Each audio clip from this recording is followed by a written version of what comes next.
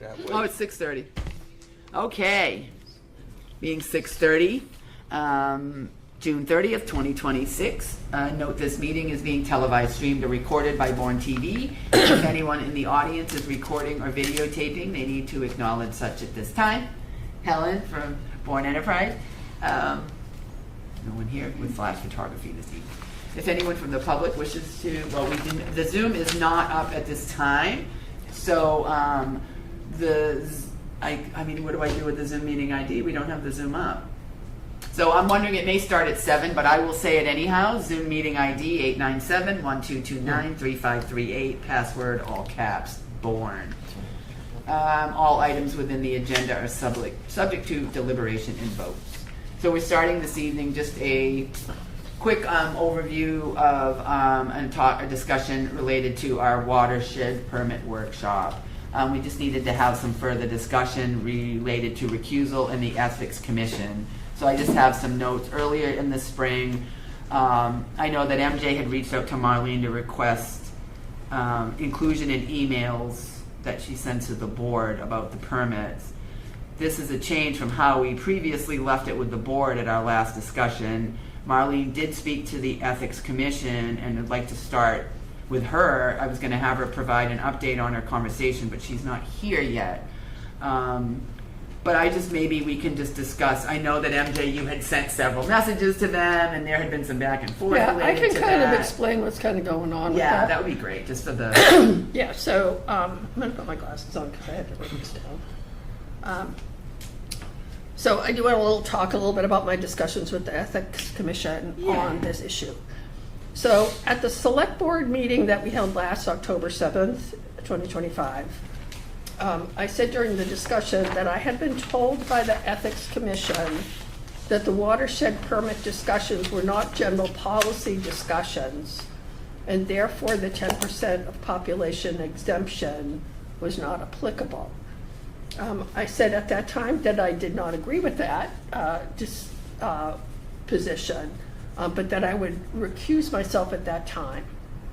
So I have had several subsequent discussions with the attorney at the Ethics Commission requesting a written opinion, an explanation, and I was finally told in April that in order to get a written opinion, I would need to submit a request in the portal, the Ethics Commission portal for written opinions, which I did on April 30th of this year. My request for a written opinion was whether I am allowed to participate in the planning and deliberations during the watershed permit notice of intent phase because of the exemptions allowed under Massachusetts ethic laws and regulations. One, that discussions qualify as general policy. Two, that at this point in planning, my financial interests as a homeowner or resident are the same as the other homeowners and residents in the watersheds. And three, because the nitrogen sensitive area watershed population is substantial, which by their definition means greater than 10% of the population. I'm so sorry, I got caught up in my work.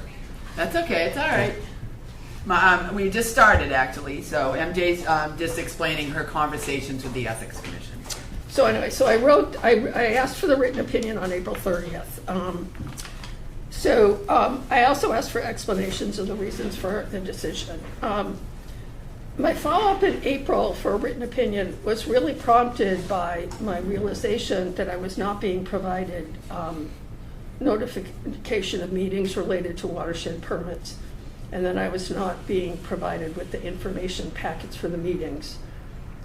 In no other situation that I am aware of has a select board member not received the agenda and information in the packet for an agenda item that they have been documented for recusal. Select board members have always received the same information and recused themselves from the discussion when the select board member deemed it was appropriate. I still don't have a written response. They're supposed to respond within 30 days. But I don't have a response yet, but I did. And it's June, so that 30 days is Yeah, far yeah, by. yeah, but I did get a request for I did get something from the attorney late last week where she asked for some additional information and said she would be providing me with a written opinion. So some of the clarification that I gave her last week is that I no longer own a property or reside in the Megantic-Squatigue watershed. But I am residing in the Phineas Harbor watershed. And that may be significant because the Megantic-Squatigue watershed itself is only about 3.9% of the population, and the Phineas Harbor watershed is about 13.2%. Since I have not yet received a written opinion, the written opinion I requested, I will recuse myself from the discussion tonight and will not be voting on the next agenda item.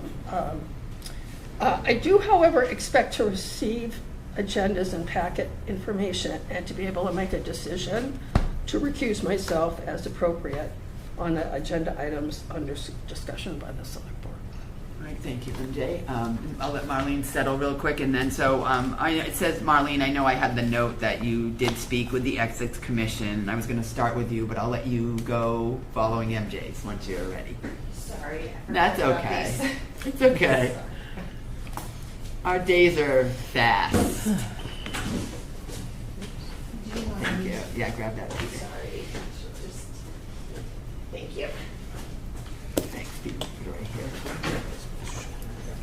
All right. Thank you. So I did also call just to double check, because I don't want to inadvertently do anything improper. And the Ethics Commission explained that a member who recuses is really not involved as a member. And, I explained, well, should I send information or not send information? Because that was my understanding from our last public discussion, was information would not be shared with the packet with the recused members. And the Ethics Commission said, a member who has recused should not receive things in advance. So I understand that if members want to make a decision on a case-by-case basis, I'm happy to send information, which is why you received the packet on Friday. Right. So that was the extent of my conversation, is that if a member has told me that they've recused, I should not include them. Okay.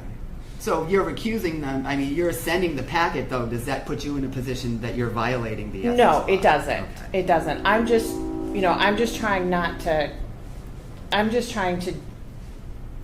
to perform my duties without, to the best of my abilities. But I'm not conflicted. Okay. I don't have, I don't have A conflict. No, I a understand. conflict in the issue.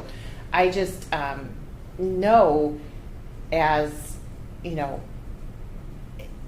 once I have been told something, once I have been told someone has recused, then You're- I want to make sure that I'm behaving, Correct.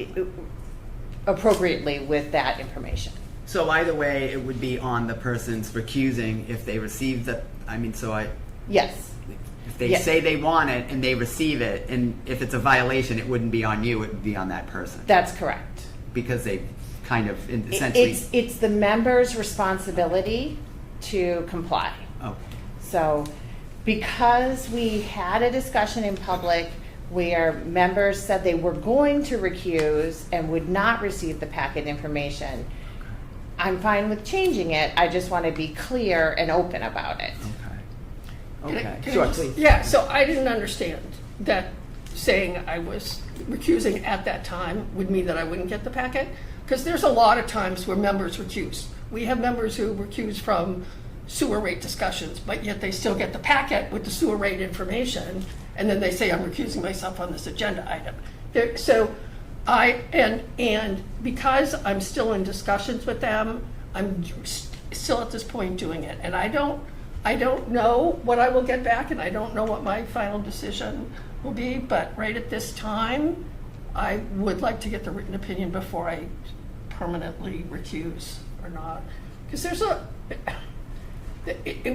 I've spent quite a bit of time reviewing ethics commission materials and educational videos and things that they've done.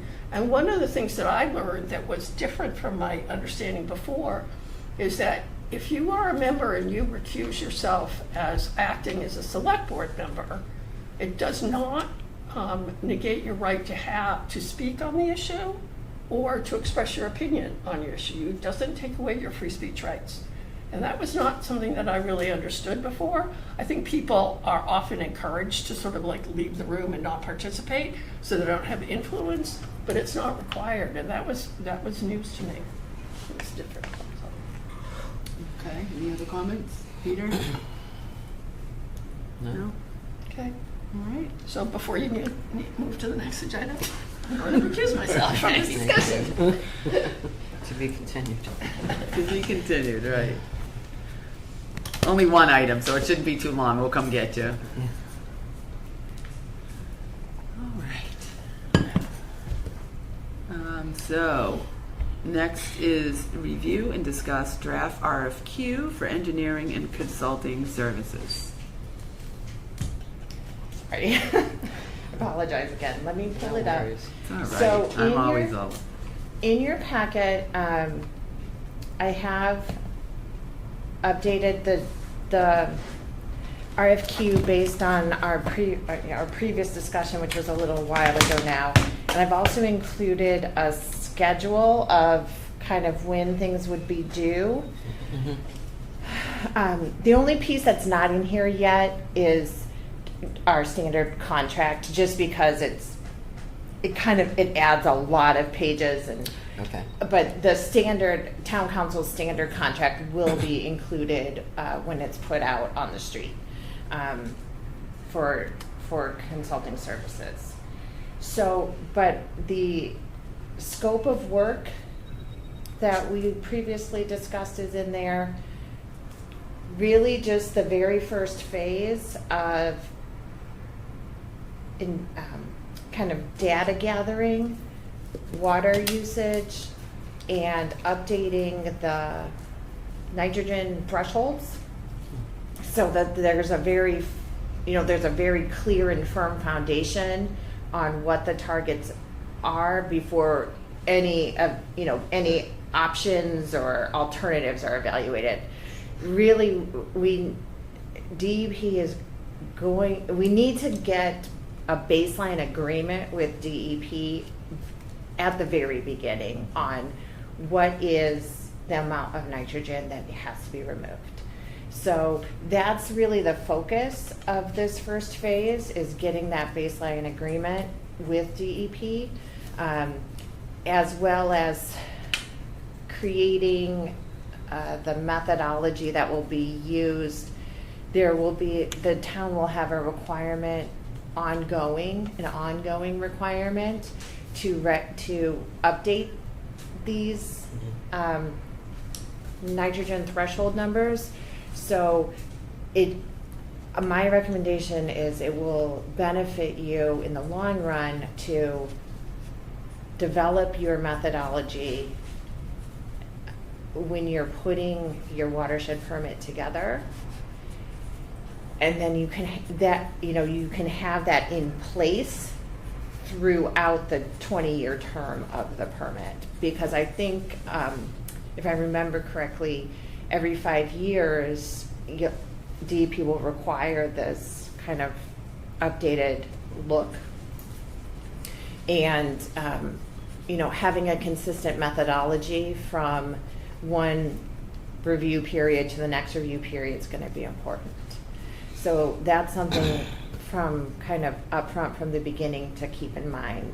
And that is a point that's been noted in the scope as part of the discussion to have with the consultant early on. All right, so I know you talked about scheduling a firm, but before we do that, we want to make sure nobody has any questions, comments, or revisions on the draft documents that were provided for review. No. Thorough. Okay. All right.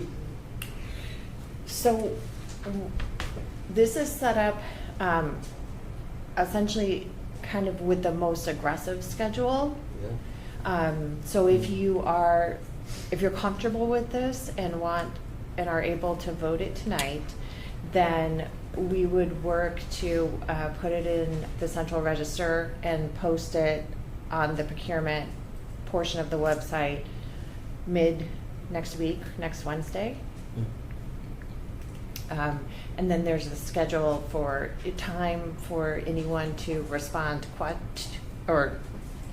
to respond to us with questions if they have questions, and then if we choose to answer them, issue an addenda to the RFQ, and then a response deadline in early August. So it would be available to the public for about a month. Responses would be due, and then you would have to have a conversation about how you want to review it. Do you want to serve as the review team? Do you want to assign do you want to assign the review team duties to others? So that's something, that's not a decision you need to make tonight. Mm-hmm. But while the RFQ is out in the public, you'll have to decide who's going to be your reviewers. And then the responses will be due. Whoever you delegate or assign as your review team will have to review the written proposals, and then recommend an optional interview period where the finalists can be interviewed, so there can be a discussion and a back and forth before you make your final decision. For the chair, Sure, of course. Go ahead. would you have a problem with staff helping review these, or do you want us to look up if we want someone to review, we go appoint outside people to do that? I wouldn't necessarily suggest outside. Well, I guess, what do you mean by outside? Members of the public. Oh, members of the public. Okay. So that's your conversation to have. Yeah. Do you want to create a steering committee? And who's on it? Mm-hmm. And who do you want to drive that? Who do you want to drive that? That outside, I wouldn't say you would. I mean, I wouldn't hire anybody from the outside to do it. No. But if you're thinking of a public steering committee, that's really for you to discuss. I just think as of now, it's just the three of us, so if there's any way we can spread the wealth a little bit and get the public involved, they can have input, I just wonder if it's worth it at this time, because we're gonna be having this for the next 4 years at least, I'm just trying to figure out a way to stress out the stress level, and also the public be engaged, since Yeah, no, I don't think it's a bad idea. I think we do certainly need to figure out what the review team is going to look like and who it would be and what they're charged with. Yeah. So that there is only three of us. I thought of that as well. And not only that, we're not experts on watersheds either, right? Are we even qualified to review it, right? Is there certain people that, I don't know. So that's definitely a conversation that we need to have. Yeah. Yeah. But soon, sorry, and No, timing please wise, go you're ahead. saying by August? Yeah, so by So- the time responses are due, your review team needs to be in place. Yeah, they so we've can. got a Turn this short over. time to turn that around. Turn that around. That's the only Yeah. pitch. My recommendation for your consideration is, how do you see this? How do you see this scope in here being managed? If you see it being managed by the select board, or do you see it being managed more by town staff? because if the select board is going to be managing the scope, Yeah. then you should take a larger role in evaluating. Yeah, well, understood. Mhm. Because ultimately, you're going to be, you know. The ones making the decision, Yeah. ultimately. Yeah. What is your recommendation? Do you think town staff would be the best scenario to keep it internal so that you have more control and access to the process so that it's not? This is really how, I mean, obviously, I will be involved, the DPW director will be involved, the health director will be involved. But if you're, this is a conversation that, you know, you're gonna have to think about, because if you want the consultant to just report their final numbers to you and have town hall kind of manage the contract, that's very different than if, you know, if you're going to be very hands-on in managing the consultant's work. So that's two very different approaches to the scope of work.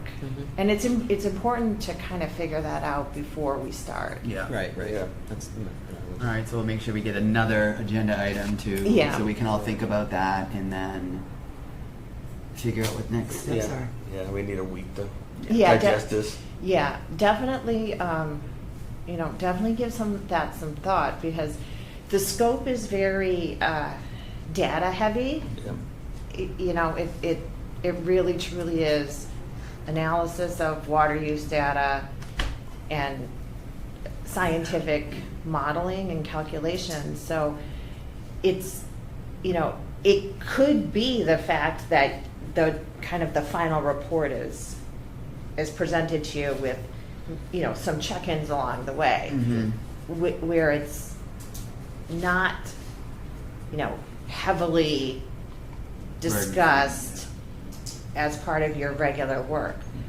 But if you want it to be regularly discussed as part of your work, that, you know, that we need to be clear from the beginning. Sure.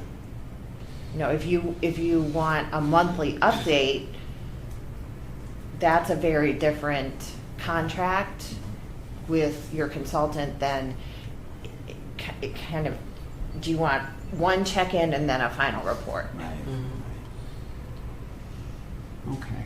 I know with the consultant, the more they check in, the more money we're gonna be spending. Yeah, right. So- I was just thinking that. Yeah. So it's, Yeah, it's I mean, really, one check-in and a final report sounds like a fair plan to me, but we financially wise, anyhow. But we have some experts in town that are in the field that I'm sure would love to serve on this. You know, we got the Bob Dwyers of the world, and you know, people who are retired but have, I don't know. I mean, but I think we have to think about it, because we can't let this go too long. We got to decide and get this on the road. You have to look at the calendar. I mean, before you know it, August 7th will be here, and you know, so are we meeting next week? yes. Okay. All right. Any further thoughts, discussion on that? We've got some things to think about. We do have to vote though to accept the RFQ as presented. So move. With the, and I'll insert the standard contract. Yes. Okay. Yeah, Yes. All right. We have a motion from Peter. Second. Second from Jean. Peter. Yes. Jean. Yes. Chair votes yes. All right. Okay, so I will insert that contract and get it over to Central Register and get it queued up for advertising and posting. Great. Excellent. Wow, here we go. It's coming. Here it starts. I hope everybody's happy with the decisions. Yes. You get the watershed permits coming for you. All right. All right. So moving on. Well, we have to wait till 7. Yeah, do you Yep. want to just kind of Yeah. So we'll just table take yourself? we're going to take a short pause for 7 minutes, and we will start the irregular session at 7 p.m. Right on the button. All right. Perfect. I may go.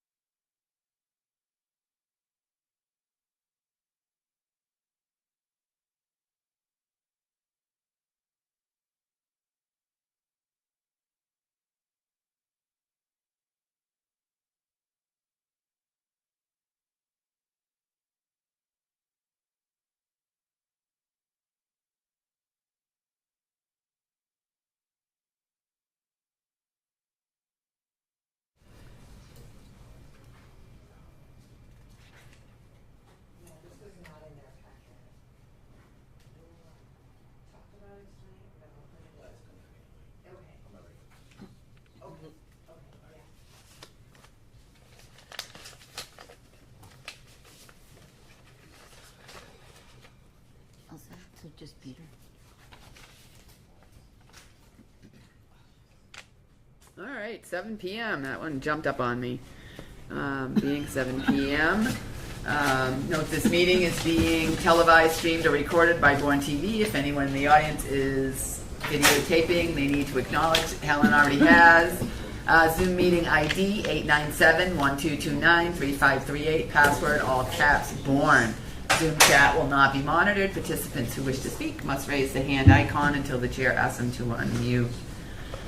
We will start with a moment of silence to recognize our troops and our public safety personnel.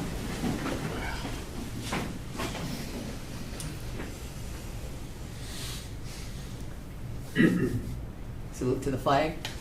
I pledge allegiance to the flag of the United States of America and to the republic for which it stands, one nation, under God, indivisible, with liberty and justice for all. Thank you. So we have public comments on non-agenda items. Public comments are allowed for up to a total of 12 minutes at the beginning of each meeting. Each speaker is limited to 3 minutes for comment. Board members are unable to respond due to the posting requirements of the open meeting law. Do we have anyone here for public comment this evening? Do we have anybody on Zoom for public comment? All right, hearing none. Moving on. So first on our agenda this evening is a memorial bench donation. Miss Tony Elise I can't say that. Borjosian. I hope I said that right. Would like to donate a bench in memory of her mother to be installed at Buzzards Bay Park. She has been working with the town administrator's office and the DPW on the details of the request. DPW has signed off on the location and provided specifications for the bench and pad that are acceptable to the town. I would like to thank Miss Borjosian, I don't know if I said that right, for her kind, was I close? Borgusian. I was close though, I just didn't do the G right. All right, good. For her kind offer and invite her to address the board or make any comments if you choose, if you're here. She might be on. Is she on? Yes. You have the floor. Thank you. I think she's unmuted. Oh, it froze, I think. You did. So I'm David Alessi. Come up to the mic for me, please. Sorry. Just the people at home won't be able to hear you if you don't come up. State your name and your... My name is David Alessi. I'm Tony Bogusian's brother, and Barbara Alessi was my mother as well.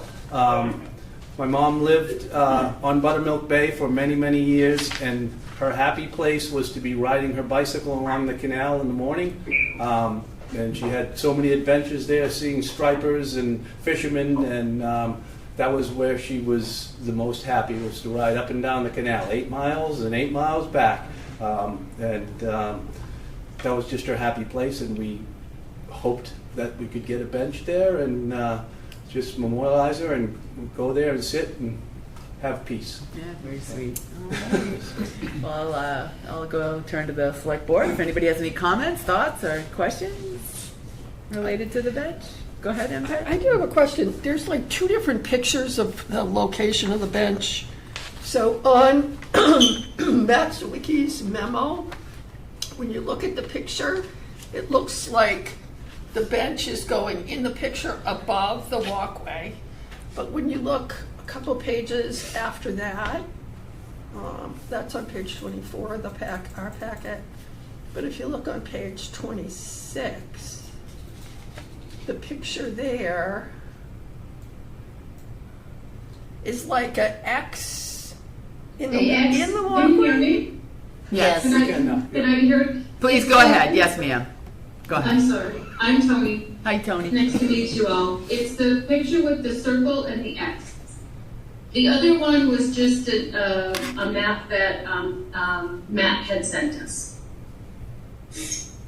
So is it going on the walkway or is it going on the grass? So, I'm On sorry, which but- side of the walkway? So on the same side of the walkway as the other benches. So there's the flagpole, then there's a bench, and then we'd hope to get the new bench in between the 2 benches. Okay. directly in between those two. There's two benches, one more towards the kids' play area, and then one right past the flagpole. We hope to get the new bench right in the middle between those two benches, Okay.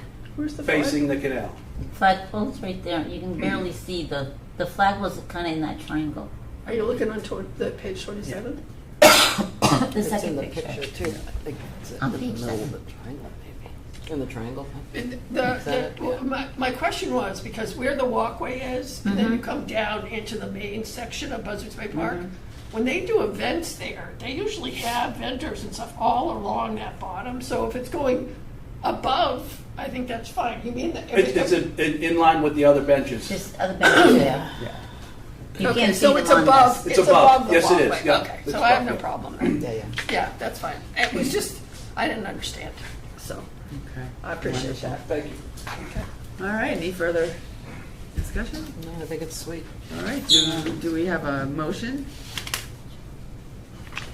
A motion to approve the memorial bench in right. Buzzards Bay Park as presented. All right, we have a motion from Anne Marie. Do we have a I'll second? second. All right, a motion from Anne Marie. I'm not writing so good. A Well, second. Accept the donation. of Accept the memorial, right? donation, Because yes, that's thank really you. what we're doing. And custom plaque to be placed at Buzzards Bay Park in memory Yeah, of accept Barbara it. Alessi. Yeah, subject to final coordination with the Department of DPW. All right, sounds good. We have a motion from Anne Marie, a second from Jean. Any further discussion? Hearing none. Anne Marie? Yes. Jean? Yes. Peter is not here. MJ? Yes. Chair votes yes. 4-0. I mean, Peter's on his way back. He just stepped out for a minute, so he should be back any moment. Anyhow. All right. Very good. Thank you. I look forward to Thank you. seeing it. All right. So next we have update on our marijuana cannabis HCA establishments. Host community agreements have been signed with Bourne Cannabis, Capeway Cannabis, and Chief Cannabis. But it is my understanding that none of the establishments are operating yet. I'd like to invite a representative from each company to just give us a brief status update on where you are in the process and if there is a tentative schedule to open. I'll begin with Bourne Cannabis, and I did see like opening signs for your store though, but it says I'll begin with Bourne Cannabis, but you're already up. Come on up. I'm just going to correct. Please, yeah, come on up. Kevin Howe, Capeway Cannabis. We're open. We opened last Thursday. Okay. I told Marlene that, gave her notice of probably beginning of June when we were going to open and so forth. Oh, okay, so you So, are. Okay, I yeah. saw the sign. I wasn't Nope, totally we sure. We did a soft opening last weekend, had Okay. a grand opening on Monday. It's going great. We are up and running. We've been very successful in our goal to hire Bourne residents. We are 80% Bourne residents, 65% women. Excellent. So it was one of our goals, and we were able to accomplish that. So Very good. So we're real happy with that. I saw the sign, so I was like, Yeah. Yeah, I I saw had it my too. notes, Yeah. and I'm like, they look open. Yes. Yeah, we're up and running and doing great. Wonderful. All right. Gene, go ahead. And I saw you had a job fair. We did. We How had was a that? couple-day job fair. It was great. We ran one in the morning, one in the afternoon. We were able to fill all of our slots between those two job fairs. That's how we did it up at our store in Carver. And, you know, we probably had 50 people come through the door, That's great. and we were able to sort it out to the ones that we wanted. Again, we prioritized the Bourne residents and so forth, as we said we would in the beginning. And we were happy to have people from our community working with us. Nice. Wow, Thanks. wonderful. Congratulations. Thank you. Yeah. Yeah. Yeah, I missed that memo. Awesome. All right. Thank you. All right. Thank you. All right, Bourne Cannabis here. Hello, everyone. Michael Kinahan, Bourne Cannabis. So we're pretty much on schedule. I sent an email, I'm not sure if it got passed around. I'm sorry if I'm looking down, but I have some dates I'll rattle off for you. We had our community outreach meeting in October last year. We got our HCA January of this year. That kind of kicked off our whole process. So we went in front of the Board of Health in April, Planning Board in May, and right now we just got our architectural plans last week. We sent them out to some GCs. Once we sign a contract with the GC, we'll pull a building permit hopefully next week or the week after, begin construction. It's construction, but we're hopeful that we can get it done by December, by the end of the year. If it goes into January, it may go into January, you know, we'll see if anything crazy pops up in the middle of construction. We're going to apply for our CCC provisional license in the next couple of weeks. We need a couple more pieces of paper just before we submit that we're working on. And then hopefully, if all goes well with the construction, we'll start our inspections with Bourne and with the CCC early next year. And our goal is April of 2027. Very good. All right. Yeah. Select board. Happy to answer questions, or otherwise, I don't know if there's anything else you need from me. Yeah, we'll go around with the select board. If they have any questions, thoughts, it's just updates today, so we appreciate you coming in and No worries. giving us an update. Okay, thank you very much. A lot of work. Thanks. Thank you. Yeah, we're moving along though. We're pretty much on schedule, so that's been Good. nice. Yeah, seems like you're Good moving luck. right along. Yeah, Good. thank Great. you. Great job, thank Right. you. Do we have Chief's Cannabis here too? Online maybe? I am Yeah. online. I see you there, all right. Can everybody hear me? We can. Okay, great. Mike Allen, CEO of Chief Cannabis. Good evening, Madam Chair, members of the board. We are very close to our opening date. We are provisionally licensed currently. We just went through our first inspection with the Cannabis Control Commission just about a week ago. Successfully got through that. We're hoping, if all goes well, it hasn't been confirmed yet, but we're hoping to be on the July 9th agenda for a final license. We are assuming we'll have that and then get our final inspection before the end of July, and then commence operations, hopefully again, if all goes well, by first week of August. So we're anticipating everything to go well and being open at some point in August. We are in the process of hiring. We've got a general manager on board just about, and we're planning a career fair on site within the next couple of weeks. So we're ramping up our hiring in anticipation of being granted our final license and commence operations. Thank you so much for that update. Wonderful. Good to hear that you're moving along, and August is the date. Any questions from the select board? Thoughts? No. Appreciate the All right. Thank you so much for the update. Thank you. Kevin, just Yes. real quick, what are your hours over there, just so we could maybe for the public? 8 a.m. to 10 p.m. Monday through Saturday, and 8 a.m. to 6 p.m. on Sundays. Wonderful. Thanks. Yep. Thank you. Thank you very much. Very good. All right, moving along. Next, we have request to file special legislation for a liquor license at 365 Bottlers Landing Road. The board reviewed this item at our last meeting, and select board member Mr. Angelo requested changes to the proposed language to be consistent with the legislation that is pending for Katomet Fish. Specifically, that the license may be reissued for a period of 3 years after it is surrendered. There is an updated draft in our packet with the requested changes. Do any of the board members have any further comments or concerns on the language? Seems consistent with. It's quiet. I like Seems that. consistent with Katomet Fish. So. Consistent. Everybody's happy now with that? Yeah, Okay. I think consistency is good. Yes. Do we Excuse need? me, can I, Please, if you would like to speak on that, sir, go right ahead. excuse me, sir. I received a copy of with the proposed changes a week or two ago. It had a couple of typos and it was missing a couple of words. I sent back, I asked for those changes to be made, but I haven't seen they were made. So what I did is I used the same exact language that whoever created this act used.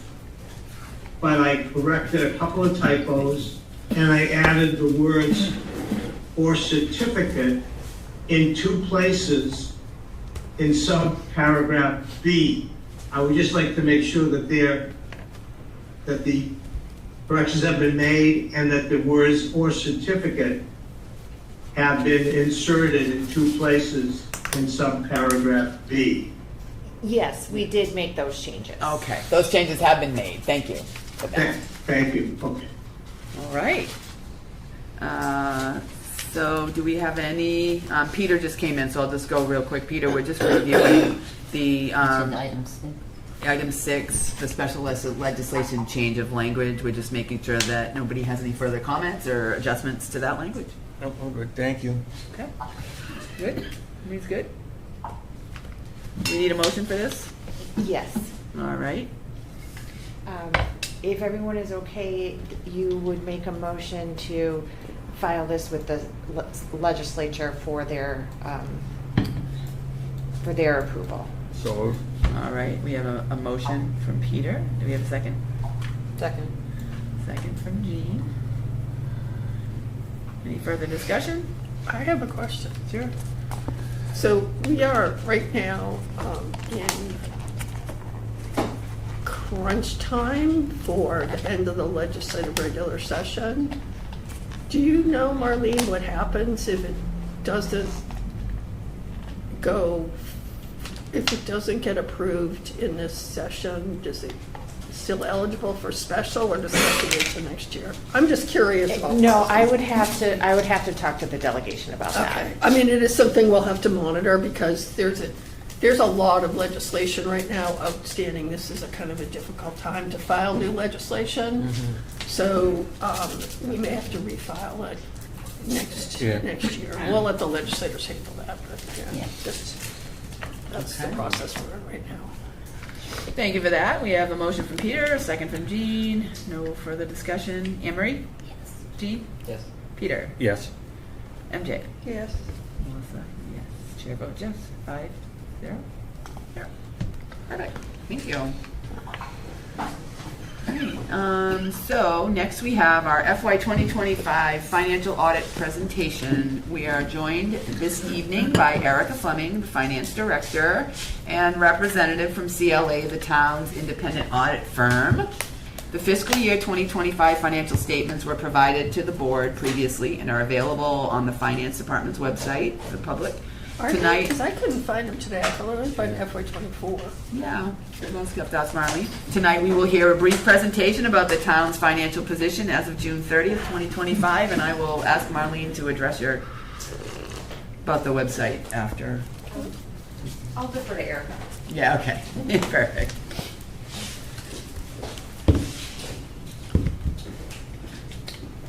We have experienced a little bit of changes with the new website, so if they're not up there, I'll review that and make sure they get up there. I wasn't sure if they weren't here because this meeting hadn't happened. It would go up after, because only the FY '24 was there. No, so. if they're not here, it's just because of the transition we're going through with the website maintenance. All right, So thank we'll get you. them up there. Thank you, All right, Erica. thank you. So again, my name is Zach Ventros. I'm with Clifton Larson Allen, or CLA, the town's independent audit firm. Tonight I'm going to be going through the town of Bourne's June 30, 2025 financial audit results. So tonight on the agenda, we have the terms of the engagement, so I'll go over kind of what the town of Bourne hired us to produce. We'll go over some required communications that we're required to do with the select board. Next, we'll go over the executive summary. Then we'll go over some financial highlights, and then we'll end with a management letter and any questions that you folks may have. So first we're going to look at the terms of the engagement. So this is largely speaking what the town of Bourne hired us to produce for you. The first item is for us to express opinions on your basic financial statements to make sure that they are fairly presented and they are in all material respects in accordance with generally accepted accounting principles. Next, we are to express an in relation opinion on your schedule of expenditures of federal awards, or CFA. That's going to be in relation to your single audit of those federal grant programs. Next is to express an opinion on the compliance related to those federal programs. And then the next slide here has got our continued terms of engagement. Is to provide a report on your internal control over financial reporting in compliance with laws, regulations, contracts, and grants. The next item is to provide a report on your internal control over compliance related to those major federal award programs. This is again going to be in relation to that single audit. So in the previous slide, we're looking at compliance.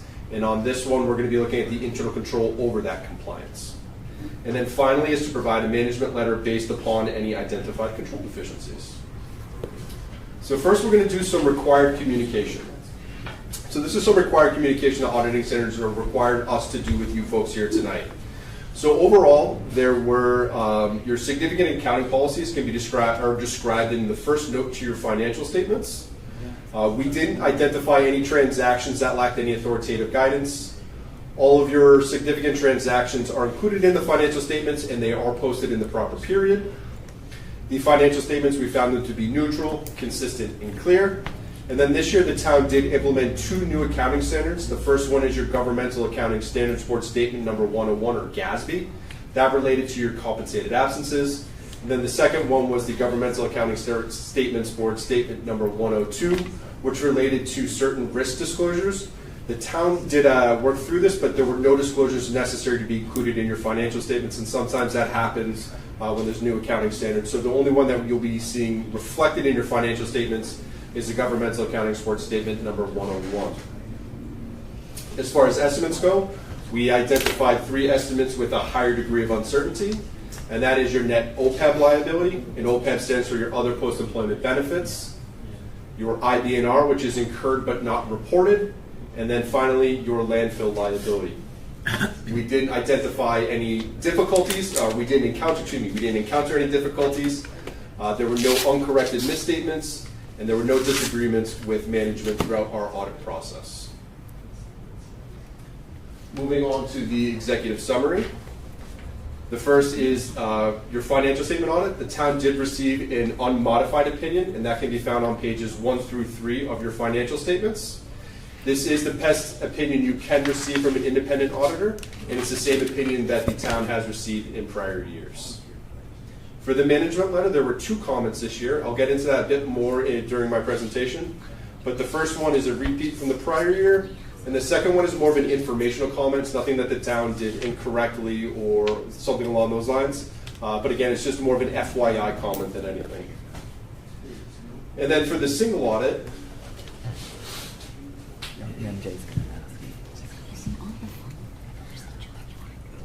Sorry. Go ahead. Okay. Continue. Sorry. Thank you. For the single audit, we looked at 2 programs this year. We looked at your child nutrition cluster or your school lunch program, and then we also looked at your special education cluster or the special education program at your schools. And we did not, the results of our testing didn't produce any findings or identify any compliance findings. So you got a clean opinion on your single audit as well, which is again the best opinion you can receive. Moving into your financial highlights. Looking at your governmental activities, you had a net position of $53.9 million.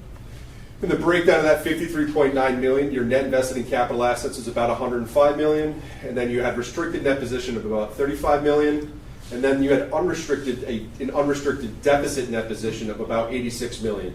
Nothing to be concerned about with that unrestricted deficit in the net position of that $86 million. The vast majority of communities in the Commonwealth also have a deficit net position when it comes to their governmental activities, and that's primarily due to the recognition of both your net pension liability and then your net OPEB liability. Next, we're going to look at your general fund, and this is more of a short-term financial view for the town of Bourne. You had fund balance of about $25.6 million, and I'm going to drop down to that last big bullet point, that unassigned fund balance. This is, in my opinion, the most important figure in your financial statements. And you had an unassigned fund balance of $14.6 million.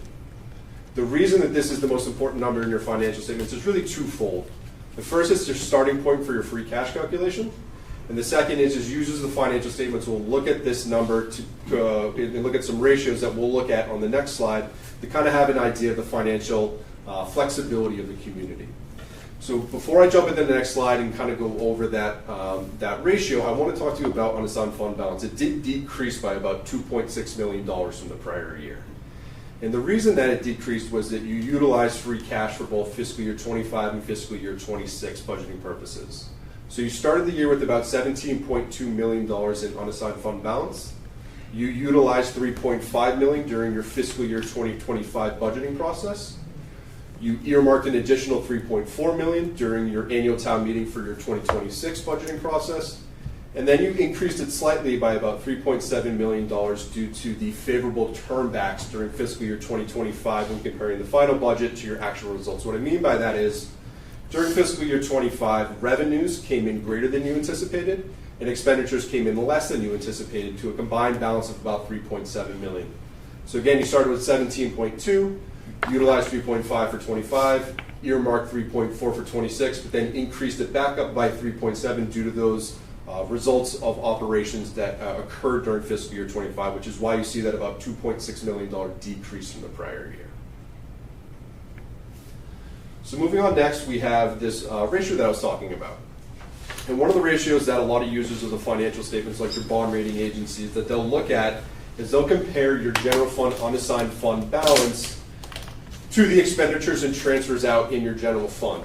And you can see that that ratio as of June 30, 2025 is at 15.5%. So that's down from where you were from 2021 through 2024. You were anywhere from about 18 to almost about 20%. This is by no means a bad financial position. It is a good financial position for the town of Bourne to be in, and it will be viewed favorably by users of the financial statements. It is a decrease, but again, I explained why that decrease happened due to the use of free cash during both fiscal year 25 and fiscal year 26 budgeting processes. Moving on to your enterprise funds. The first enterprise fund is your sewer enterprise fund, and that has a total net position of $7.4 million. The breakdown of that net position is $6.7 million for your net invested in capital assets, and about $702,000 for your unrestricted net position. Your other enterprise fund is your landfill enterprise, and that had a total net position of $29.7 million, and the breakdown of that was $9.6 million for your net invested in capital assets and $18.3 million for your unrestricted. What's important to note about the landfill is the landfill does have cash set aside for both the closure and post-closure liabilities into the future, and the cash that's been set aside is $15.9 million. And that $15.9 million does exceed the liability currently associated with the landfill liability. Next, I want to talk to you about some of your long-term obligations. So we're going to focus over the next couple slides on debt, OPEB, pension, take maybe a little bit of a deeper dive into them. So for your governmental activities, if we're going to look at your long-term obligations, you're going to have debt of about $37.6 million for your governmental activities. It's actually about a $4 million decrease from the prior year, and that decrease is due to the principal payments you made on your outstanding debt during fiscal year 25. You also have compensated absences, which is that unused sick and vacation time, and that came in at a liability of about $2.9 million.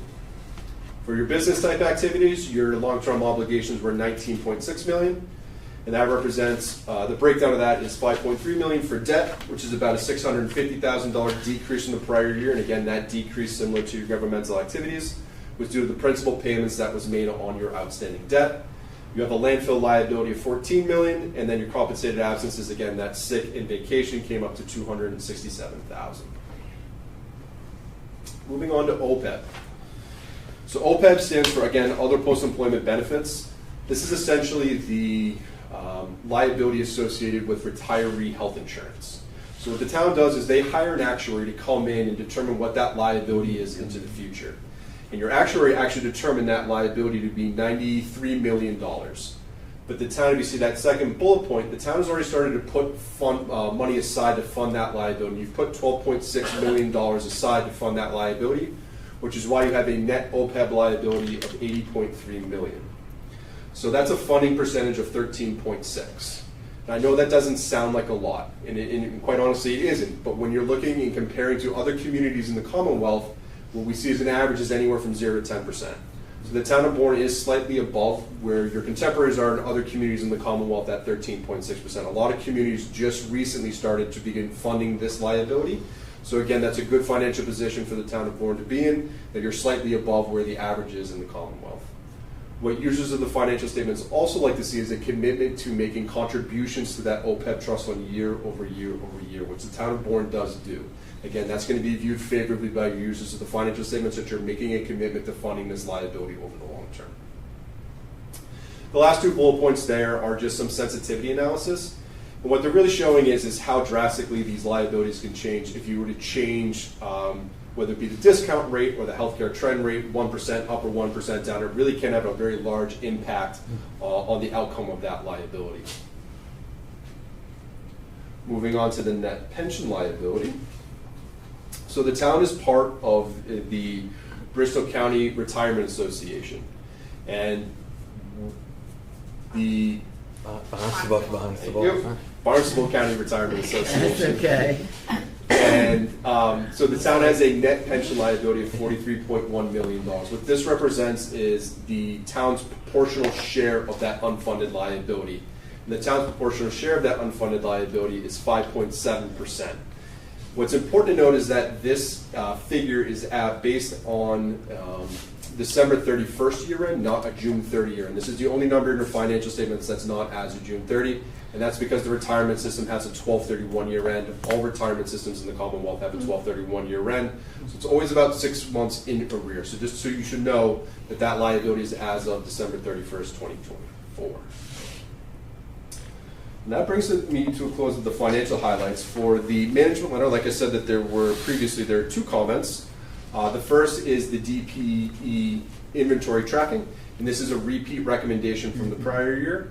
The department does have an inventory tracking software and system, and from my understanding, during fiscal year 25, they began to upload the vehicles that they have in fiscal year 25. So what we're recommending is for them to keep working on that process and chipping away at it and getting the rest of their equipment in inventory into that perpetual inventory tracking system.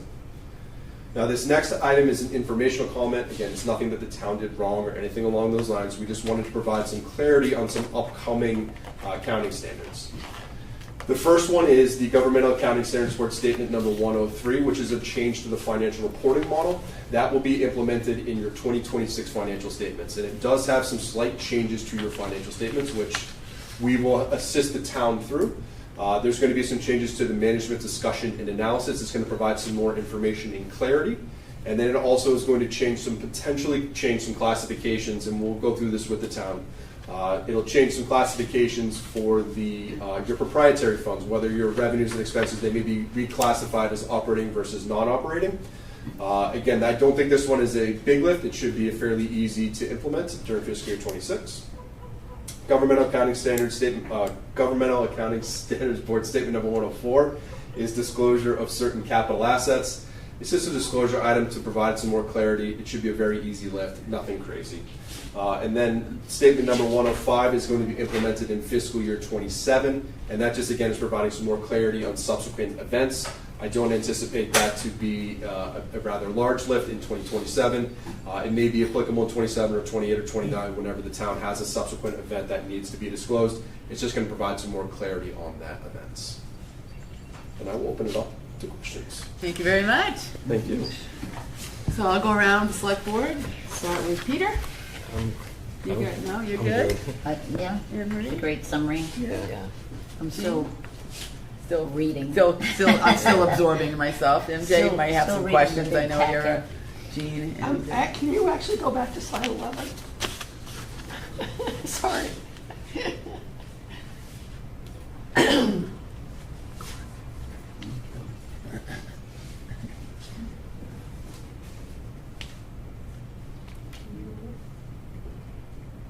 don't know if I can. Did I screw it up? Sometimes it's a little, Monkey. If you can, I can kind of ask the question, or just make the comment anyway without it. That was Yeah, on you can the just make the landfill comment. line. Yeah, it's correct? on the OPEB liability for, and I think sewer and landfill might be, but, so the landfill, I think the net pension liability was 2.2 million. Yep, And net OPEB liability was 4 million. that's correct. So one of the concerns that I've had is OPEB is not kind of the same, I mean, the ISOM is not necessarily the same as the general government operation. There's a limited life to the landfill. So having a liability that, to make sure those liabilities can get closed out when the landfill, operation goes down is really a concern for me. And I know that we do ask for OPEB contributions from ISWAM.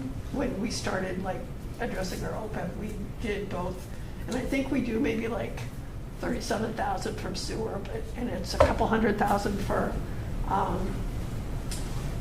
for the landfill. Is there a way to determine how that what we're contributing fits into The funding schedule, if you will. yeah.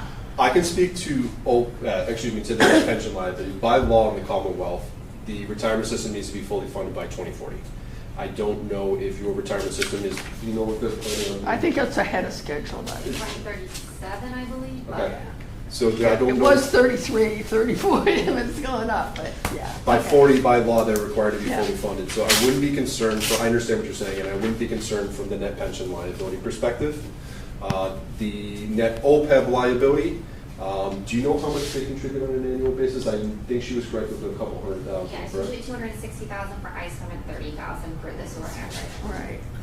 And we did take some money that was sitting in another fund, a future landfill closure fund, and we did put that into OPEB because that would be better leverage. But I do think that's something we have to continue to look at.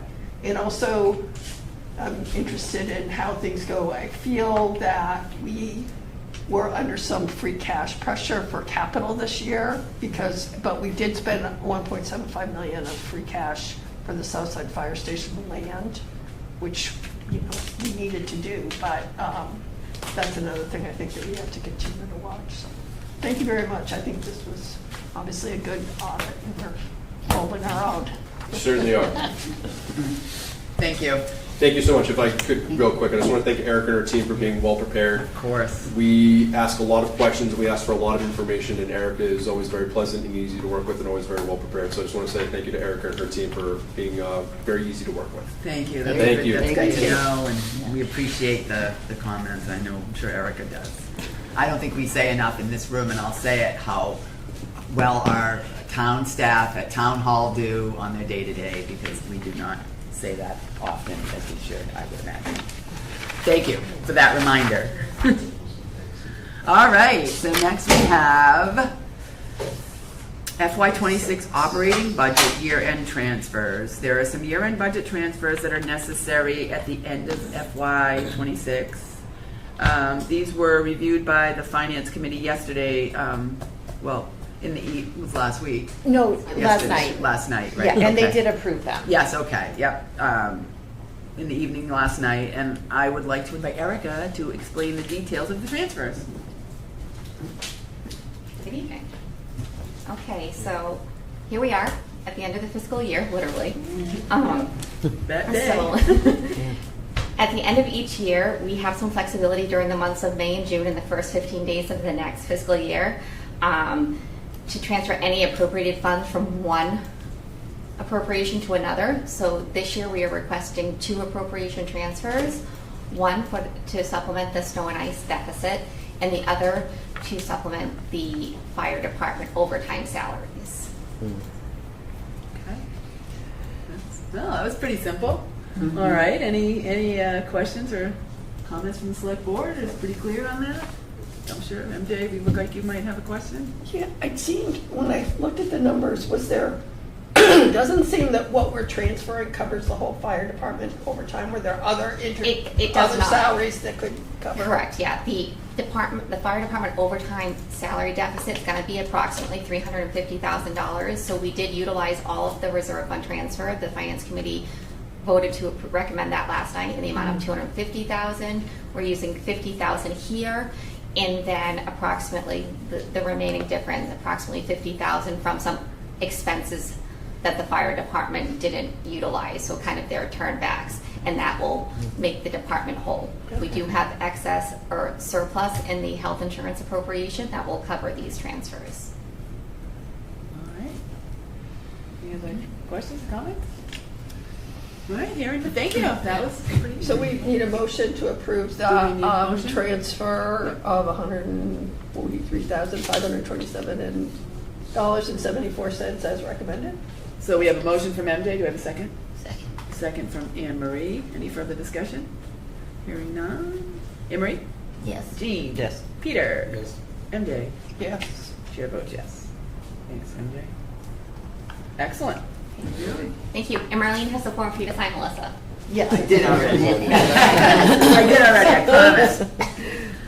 All right. right. Just in case. So we have special events next, and so these special events are new. So what we do is they're on our agenda just in case any of the applicants here for any of these A through C, A through D are here and would like to speak and describe their event. So we have A, use of Buzzards Bay Park for a birthday party hosted by Morgan Thatcher on August 23rd. B, use of Buzzards Bay Park for Dancing Under the Stars community fundraiser event by Bourne Youth Council Tuesday nights from July 7th to September 22nd, 2026, weather dependent. C, use of community center outdoor basketball courts for Ones versus Hunger fundraiser event, all August 22nd, 2026, rain date August 23rd, 2026. And then D, use of Buzzards Bay Park for indie art by the Sea vendor market on August 30th, 2026. Oh, and 10, of course, we cannot forget. Madam Chair? Yes. For number... That's an update, sorry. For 9D, 9D. I want to let the board know the request also included a banner across Main Street beforehand. We just missed that when we were putting together your motion. So I want to be clear that 9D event also would, if you approve, it would also include the banner across Main Street. All right, so are there any of the applicants from A to D that are here that would like to speak about their event before we vote to approve? Ryan McCarthy is here, and that was for... Nobody, you don't have to speak, but we do obviously want to give you an opportunity if you want to. Oh, hey, I'm sorry, I'm here. Okay, go ahead, go right ahead.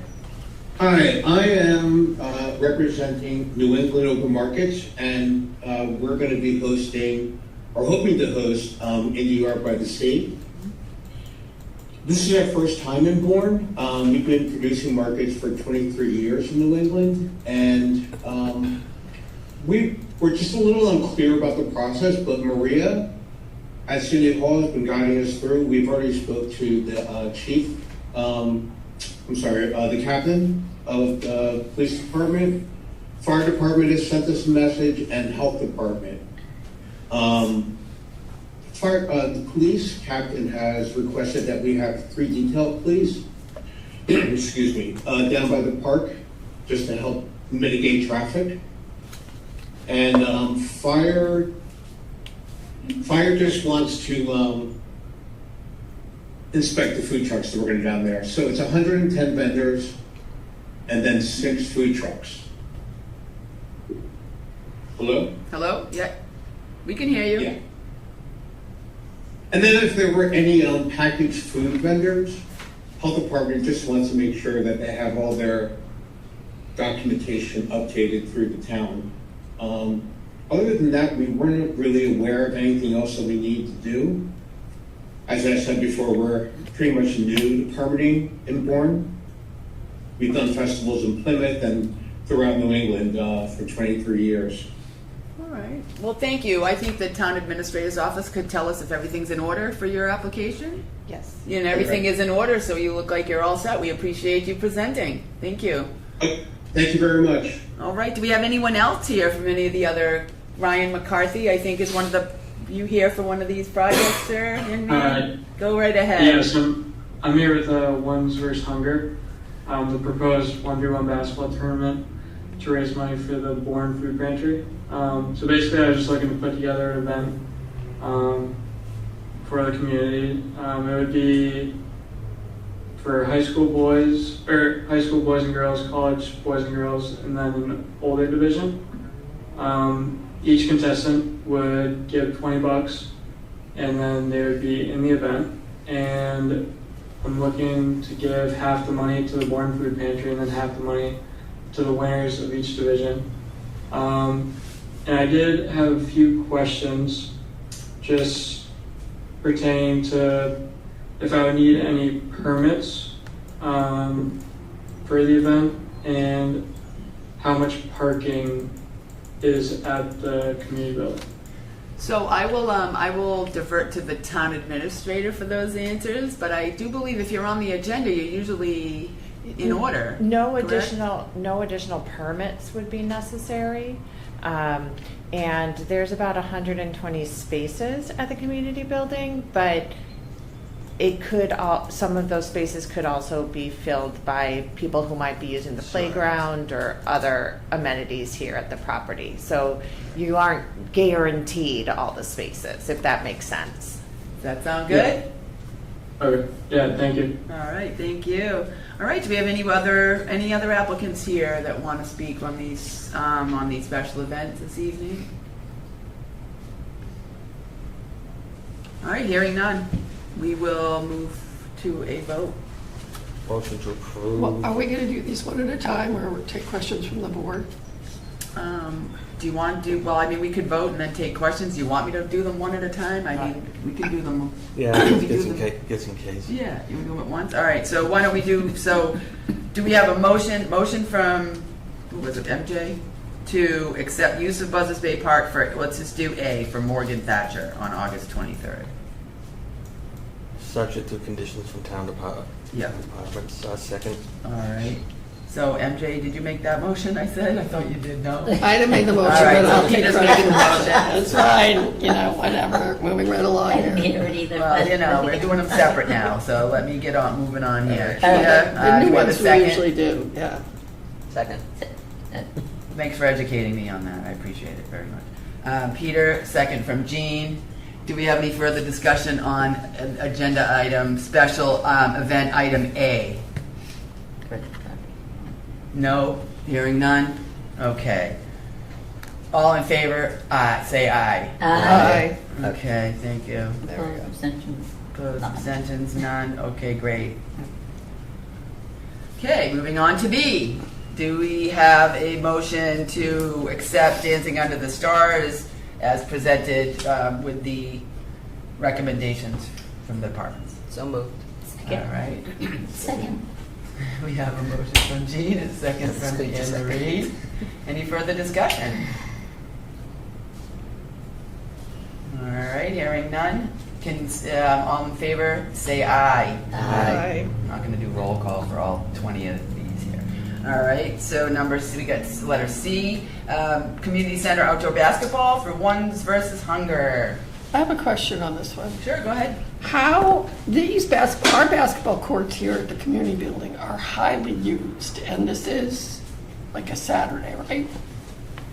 This is a Saturday in August. How Yes. will there be some notification or on the courts ahead of time that the courts are going to be closed for this event? Are they still open, or are they closed to other users? Are you talking to the public? Yeah. It would not be open to the public because we would be using both basketball hoops. Okay, so is there some way that we can put some sort of notification that the courts will be closed for that period of time? So people will know sort of in advance and there won't be any question about that? Yeah. If the board approves it, rec will send out a notification. Okay. All right. Any further? Motion to approve the request. Thank you, Peter. Motion from Peter. Second. Second from Anne Marie. Any further discussion? Okay. Well, yeah. All in favor? Aye. Aye. No opposed, no abstain. There we go. All right. So now we have D. Use of park for indie art by the sea. Motion to approve the request and approve the use of putting a banner out. In the banner, yeah. All right, so motion from Peter. Second. Second from Anne Marie. I have a question about this one too. Go ahead. So, you usually, I don't know if you're still here, usually use six food trucks. I think the board needs to have some policy discussion about food trucks at the park. I mean, and this is a one-day event, so it's one thing, but I think that there's an event, and I didn't even realize that we were approving food trucks on a regular basis for the other farmers market, because I think one of the reasons of having Buzzards Bay Park and having events is to encourage people to use some businesses that are downtown, and then we're creating competition for the businesses. So I'm going to say okay this time, but I think we have to look, sort of monitor how the food trucks parking works and think about it for things next season. Just a comment. Well, a few times of the year that we do it, Canal Day, and then Kindness, the event, and a few others is one thing, but I mean, we should be looking at this policy and see if we need to revamp it at all. I mean, it's time. Yeah. It's been a while since we looked at it, so it's time to think about looking at the policy and see if we need to tweak it a little bit, because it's not fair to the businesses that are over there that are trying to make ends meet. Right. That's just my comment. All right. Motion from Peter, second from Anne Marie. All in favor? Aye. All right. Moving on. Thank you, everyone who presented. All right, number 10. Finally to you, Chief Esip. I'd like to invite Chief Esip to the podium to give the public some reminders to make sure that everyone has a fun and safe, happy 4th of July. Thank you. Chief Esip, Bourne Police Department. Appreciate you having me today. First off, I'm going to start with some weather alerts that we have coming. So there's some high heat that's going to be during this period, extreme high heat. We do have a cooling center open at the Bourne Police Department. There's water, air conditioning, and a place to charge your devices. That's from 8 a.m. to 8 p.m. Tomorrow through Thursday, and then Friday, 8 a.m. to 3 p.m. So more information is on our website, on the town website. But with that, with the warm weather, being outside during the 4th of July parade and other events, public needs to hydrate, keep an eye on things, keep an eye on your neighbors. Do not lock kids or animals in your vehicles, please. Parade reminder, we have our parade on the 4th. Main Street and all access along the parade route will be closed to vehicles starting at 9:15 a.m. So arrive early if you have to get to the area by vehicle. There'll be Washington Ave and Cohasset Ave closed a little early because that's the parade prep area. So that's going to be 8:15 a.m. So it will reopen as soon as the parade's back open. Then as our regular busy season begins, we will have additional officers out during in the high areas, the Sagamore Beach area, and throughout town. They will be on e-bikes, ATVs, foot patrols. So just anticipate to have additional officers, and that's we want people to enjoy the great resources, but we want to make sure they're doing it safely, and we're there to assist as best as possible. With the additional officers, their priorities are going to be monitoring for disorderly conduct, disruptive behavior, and a zero tolerance on that. If you're coming to our beaches, coming to our locations, enjoy the atmosphere, not in a disruptive manner. There is underage drinking, not allowed. Our officers will be enforcing that. Also, public use of marijuana, not allowed.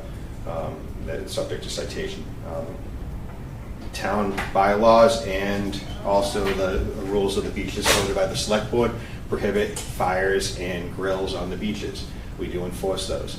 That is one thing that we get some pushback on, but we've had, and it's continued this year, it went away last year, but it's continued, where we have the pallets being brought down to the beaches and they're burning and it's leaving hundreds of nails in the beach. And it's also very difficult for us to say, okay, your fire is okay, but your fire is not. So during this high peak traffic time, we do enforce that. We do have officers monitoring us. So please come down, enjoy, leave the firewood, leave the grills at home so that we don't have to deal with that at the beach, and we can just, there's an enjoyable night for everyone. Parking, our CSOs, we have two phenomenal CSOs, Nathaniel Swift and John Castle. Both, one is going to become a Bourne police officer. He'll join the academy in October. The other one is applying to be a Bourne police officer. They've already issued 105 citations as of today, since the beginning of June, mostly for not having your beach stickers. So a reminder, please get your beach stickers. It's a little cheaper than getting the ticket, but it's been going very well down there so far. They will be out there monitoring for that. And just enjoy the beaches, enjoy the time, enjoy the holiday with your family, but do so responsibly. My last portion of this is e-bikes. That has been a topic that we have been receiving a lot of complaints for unsafe operation of bicycles, particularly e-bikes. We have some information coming out tomorrow on our Facebook page. E-bikes in Massachusetts, there's only 2 classes, and they all max out at 20 miles per hour. Anything that goes over 20 miles per hour is not considered a e-bike in Massachusetts, and you must have a driver's license to operate. They must also be registered, and you must have a helmet. So 15-year-old, 14-year-old with an e-bike that travels 28 miles an hour, it is not allowed. So Massachusetts is looking to change some of these things. For right now, we have to enforce the laws that are on the books. So a reminder to parents, check your bikes before you purchase them, educate your children so we don't have to deal with this, and also any bike needs to operate according to the rules and regulations of the road. That means stopping for stop signs, stopping for red lights, on sidewalks in a non-business area. That means yielding to pedestrians. In a business area, you cannot operate on the sidewalks. So just being safe out there and just making sure everyone is enjoying this summer and getting home safely. So I'm happy to answer any questions about our enforcement plans or. Yeah, very good. I'll divert to the select board first. Peter? I'm good, but I want to say thank you for enforcing the golf carts over the last few years, because a lot of them were going around the neighborhood not registered, and then one of them hit me. So, and all of a sudden there's nothing for me to go after for my own protection. So, no, it's good that you're doing that. Thank you. Yeah, and I also appreciate the action on the e-bikes. On Shore Road, I've seen, and I think there was the same set of kids I recognized last year and this year, and they double up on those things too and go way faster than that. And I think the last time I saw them, they had helmets, but I was shocked at, probably have no idea, parents probably have no idea how fast, just because it's electric and it's not a car doesn't mean you ignore the speed limit. Even on the helmet, something that I learned recently, most bike helmets are tested to 14 mile per hour crashes, and if an e-bike can go 28 miles per hour, think about the helmet that you're providing for the bike as well. Yeah, and I have a very dear friend whose son was going to go off to the Marines and was going to get shipped out, and he had a party and bounced off the back of a golf cart. So even the most careful people in situations can get hurt. So everybody piling in the golf carts, it's fun, but gotta take it easy. Yeah, it's not the old days where you could ride in your uncle's back of his truck. I used to ride in the back of Handy Andy's truck. Somehow we survived. Thank you. Handy Andy, what are you gonna do? No, I appreciate it as well. I mean, Shore Road, these e-bikes are fast. Yeah. I mean, they're loud and they're doing 60 by the house. So, and these are young children on these little teeny. They look like a motorcycle, but they must be I'm assuming they're an e-bike. That looks like a moped. And it looks like a motorcycle, but they're fast. Yeah. And it's two that fly down all the time. Yeah. I'm just like. So over the 20 miles an hour, it moves into the motorized bike range, and then depending on what it has on it, it could even move into another type of class as well. Right. Yeah. Sometimes they can soup them up too, right? It's very easy to modify. Yeah, they're modified, right? Thank you. So, anybody else? I think that's great. Thank you for your support. We appreciate it. And I did see the spot on TV about the safe. nails. That was Yeah. good. So Yeah. hopefully a lot of people saw that. Hope so. Thanks. Thank you very much. Appreciate your support. Thank you. Okay. So next we have engineering updates. I'd like to invite Tim Lyden to provide an update about some of the work that has been recently has been done in Hen Cove area and lay out the next steps for the 2 road betterments that we approved at the most recent annual town meeting. Thank you, Madam Chair. Thank you. Tim Lyden of the Engineering Department. Thank you very much. I'm going to give you the construction updates real quick. So the Hen Cove boat ramp was substantially completed last week. We did asphalt paving as the final portion of that project. We began this project back in December. We were in a little bit of a rush because we do have a time of year restriction for dredging. A main component of this project was dredging the approach down at that boat ramp because the depth was not as large as it could be. We were working between 2.5 and 3 feet before, and now we're closer to 4 feet in depth at the bottom of that ramp. During the process, I like you guys to remind you guys, I work as a project manager along with Hannah Lawrence, the DNR director. I get a little bit more intimate with the management of the coastal construction project, but I do work with DNR and Shore and Harbor as, you know, another arm of what they do. So after completion of the dredging, we had our eyes on the construction of the boat ramp. We were working with Oldcastle, who is one of the largest precast manufacturers in the country. Ended up being almost a 4-month wait time for the 16x4 concrete planks. They're pretty substantial, really good product, really thick, it's gonna last us a long time. But we really, you know, didn't understand how long it was gonna take the biggest manufacturer in the country. So anyways, after a lot of calling and being persistent and trying to make sure we were getting these delivered, we finally got them delivered. That being said, we did have delays on the dredging as well. We had to ask Army Corps for an extension. I mean, we had a really bad winter. That whole cove froze. I know, Gene, you live over there. If anybody else had a chance to drive by, that's the first time I had seen that cove freeze in my time here. So we had the extension. They were all gracious enough to work with us. They gave us an extension through the beginning of February. They got it complete. They had the amphibious excavator. It's the first time I had seen one of those in action. That was really exciting. Usually you see it for like bog work and wetlands restoration, things like that. But in a saltwater application, that was really exciting for all of us that kind of follow along with equipment. So after the dredging was complete, we get the manufacturing deadline. We get the work done. So after the February deadline extension, we could do any work above the mean low. We got work done probably a month ago, so coming into the first week of June. That was due to the contractor's means and methods of using the geobags. I don't know if you drove by and saw the white bags filled with dirt. I think they underestimated what a southwest wind was going to do at Hen Cove. And I had never seen the geobags work, so it was all interesting. We were all trying to stand by to see how this was going to go. But in the long run, it turned out they needed to go and allocate sheet piles that they had to drive down to create a cofferdam because those bags were just getting beaten the whole time. With them trying to use these geobags the whole time, over the course of 2 weeks, they lost the tides to the point where, you know, peak low tide was at, you know, inopportune working times for them. So they were very limited in their time to get the job done. I know outside looking in, it looked like this job took a really long time, but I will say it really is a challenging environment. You know, this Hen Cove and Patuxent neighborhood is really challenging for a variety of reasons, but I think a lot of criticism is thrown around, but I think the contractor handled it with a lot of professionalism. I think it was good that we had been through a few boat ramp projects very recently to kind of handle this.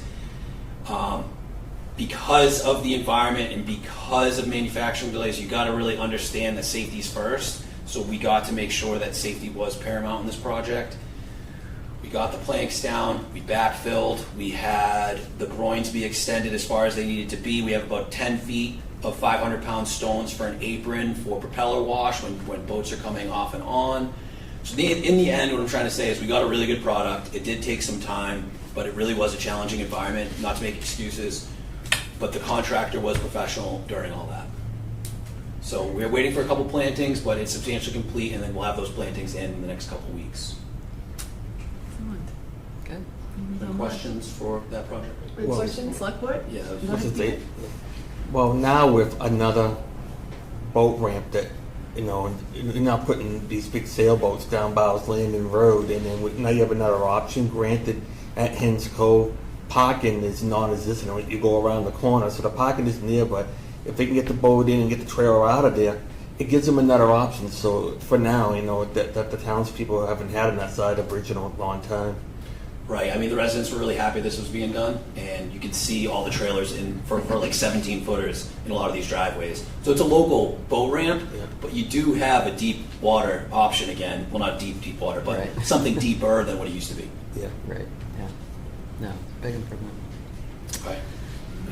Got a lot of action right as soon as it was all paved. Like, literally, there was like a line. Yeah, Rich Liggett was down there Saturday morning because we wanted to wait like 48 hours for the pavement to settle. Yeah. And it all worked out, and everybody was really happy. But better late than never. But I think we got a really good product too. Yeah. So really nice.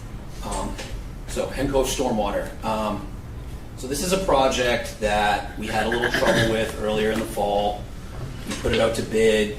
We had a good, responsible contractor signed on, and then due to the federal government shutdown, There was a lot of precedent for the fact that work that would be done during that time may not be reimbursed.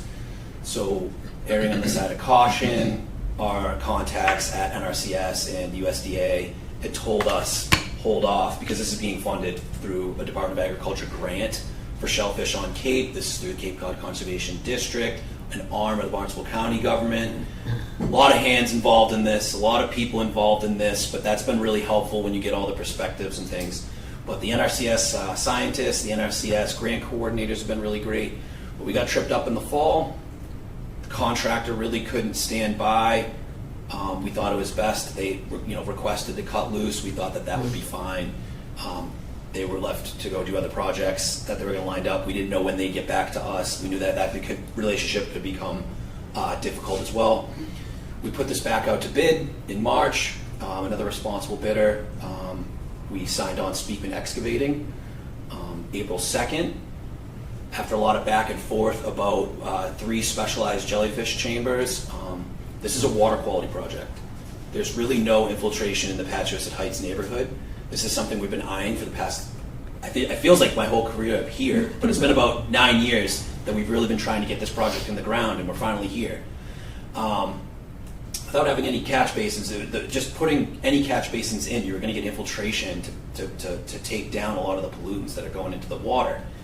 That being said, the 3 bottom systems at Park, Saco, and Circuit, which are the main laterals that go down to I call it the horizontal circuit, those were jellyfish chambers that do specialized filtration of the stormwater. It comes with cartridges, proprietary technology that's been proven elsewhere.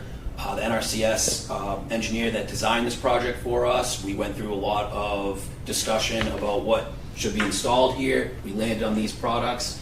We're working with a company called Contech. They had a little bit of a manufacturing delay with that. The contractor wanted to hold off on beginning and mobilizing because they didn't want to have to start and then stop. It made us all a little uneasy, but I will say all the work that they started on June 1st, they finished the day the jellyfish got delivered. So the joke was, it sounds like they know what they're doing, and I told them, I said, you'll know what you're doing when this project's done, so I'll give you all the credit in the world when it's done. I will say it's substantially complete today. And we have one more trench drain that we're going to put in, then we have paving next week. We had the project termination date as of today.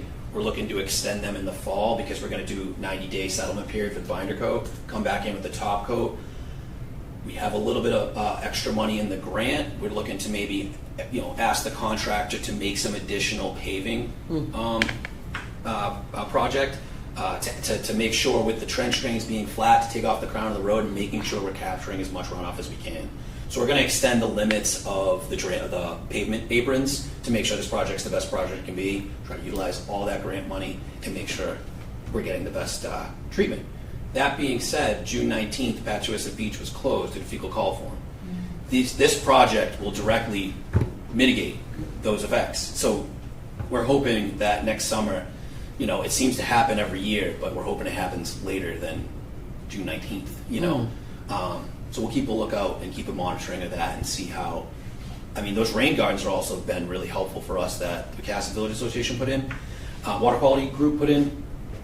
We saw that work, for erosion controls when it rained the other day, and I'm like, wow, these things are really paired up very well. And just a quick reminder to kind of bring this home, the same NRCS engineer that designed our stormwater on these 3 roads helped Picasso Water Quality design those rain gardens. So it's supposed to work together in a really good example of like a private-public partnership. So I've been working closely with Keith and his group, and they've been around our project. Another thing I got to say is Matt Sawicki's been invaluable for me to have a second person to manage this project with, and his guys are always responsive whenever we need them. The site looks a little messy today. We have the street sweeper hopefully going out the next day or two before the holiday weekend. We did let the residents know we're going to have a little uneven terrain. We're rolling and compacting that in the next couple days. We're going to leave it in the best condition we can leave it. And we'll be back next week to prep for paving and get the binder down. And that should take about a day. So that's that. Lots of work. Good stuff. Did you find anything during the excavation? Yeah, so because it's a federal grant, we had to have a state licensed archaeologist on site. They haven't found anything. And that's always their hope, because if they find something, then it becomes a bigger project for them, and they got to find funds to figure everything else out.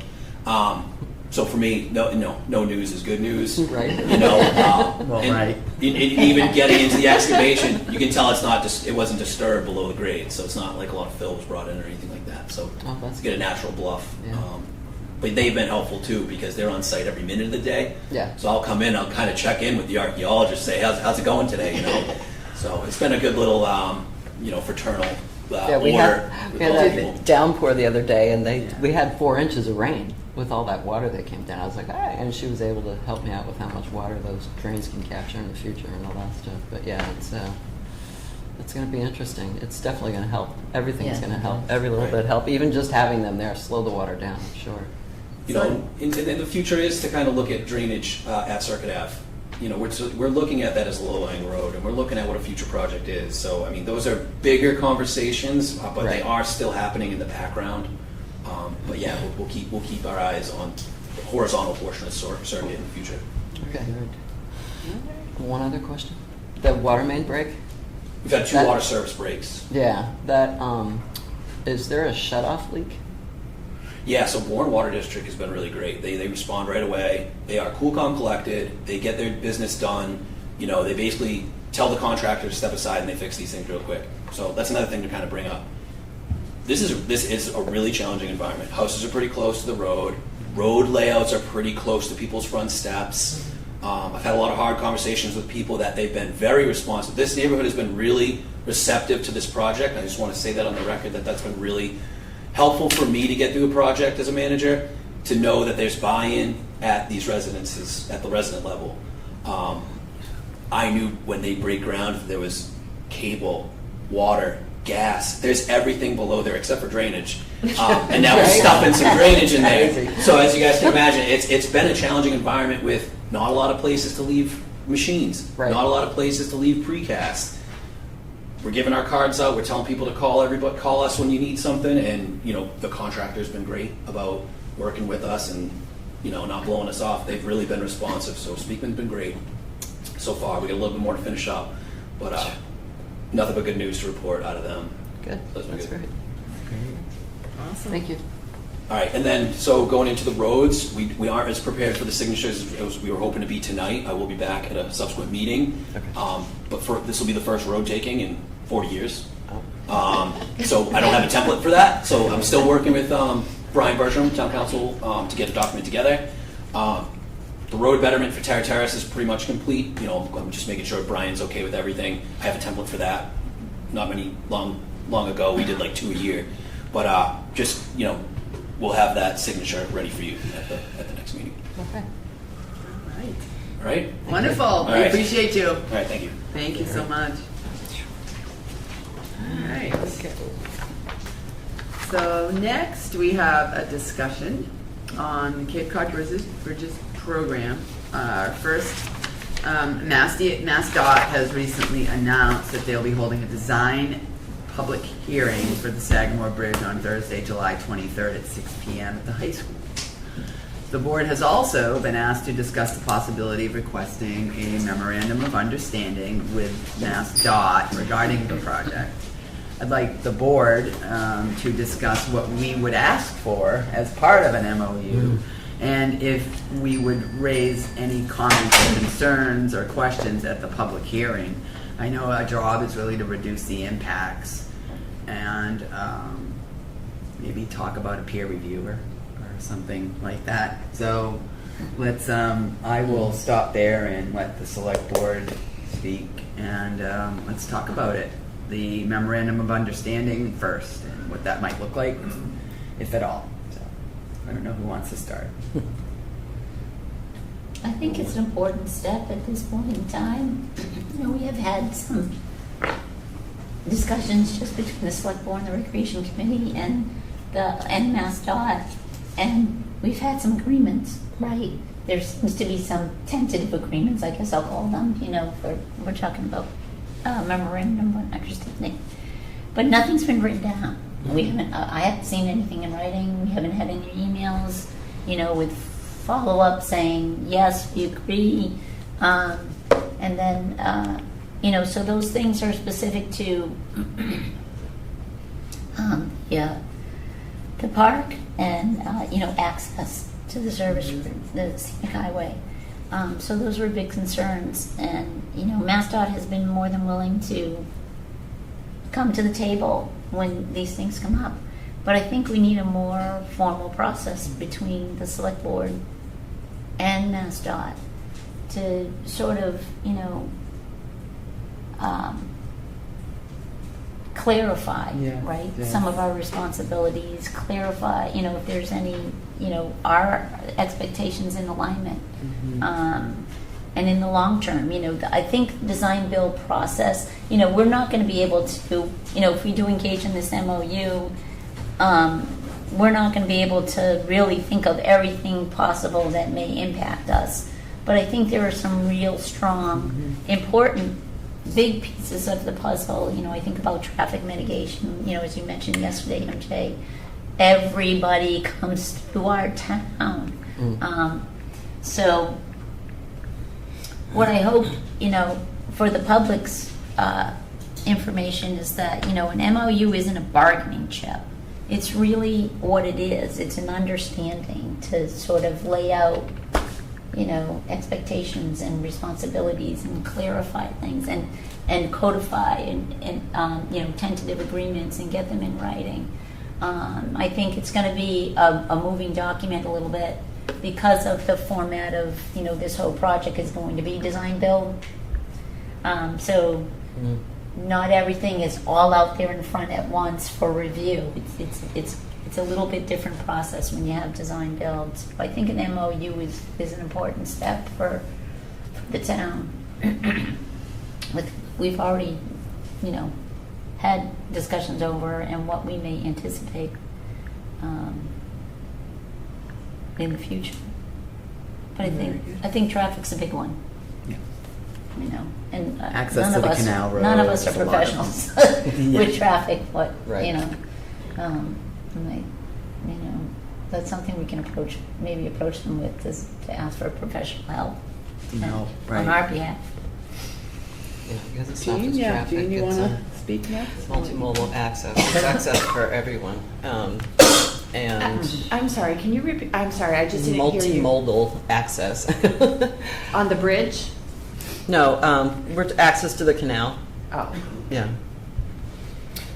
And yes, traffic mitigation. I asked about evacuation procedures and concerns about our service, police and fire, the burn center departments, making sure that the work and the staging is taking place on the maps that they've provided and not creeping out to the neighborhood.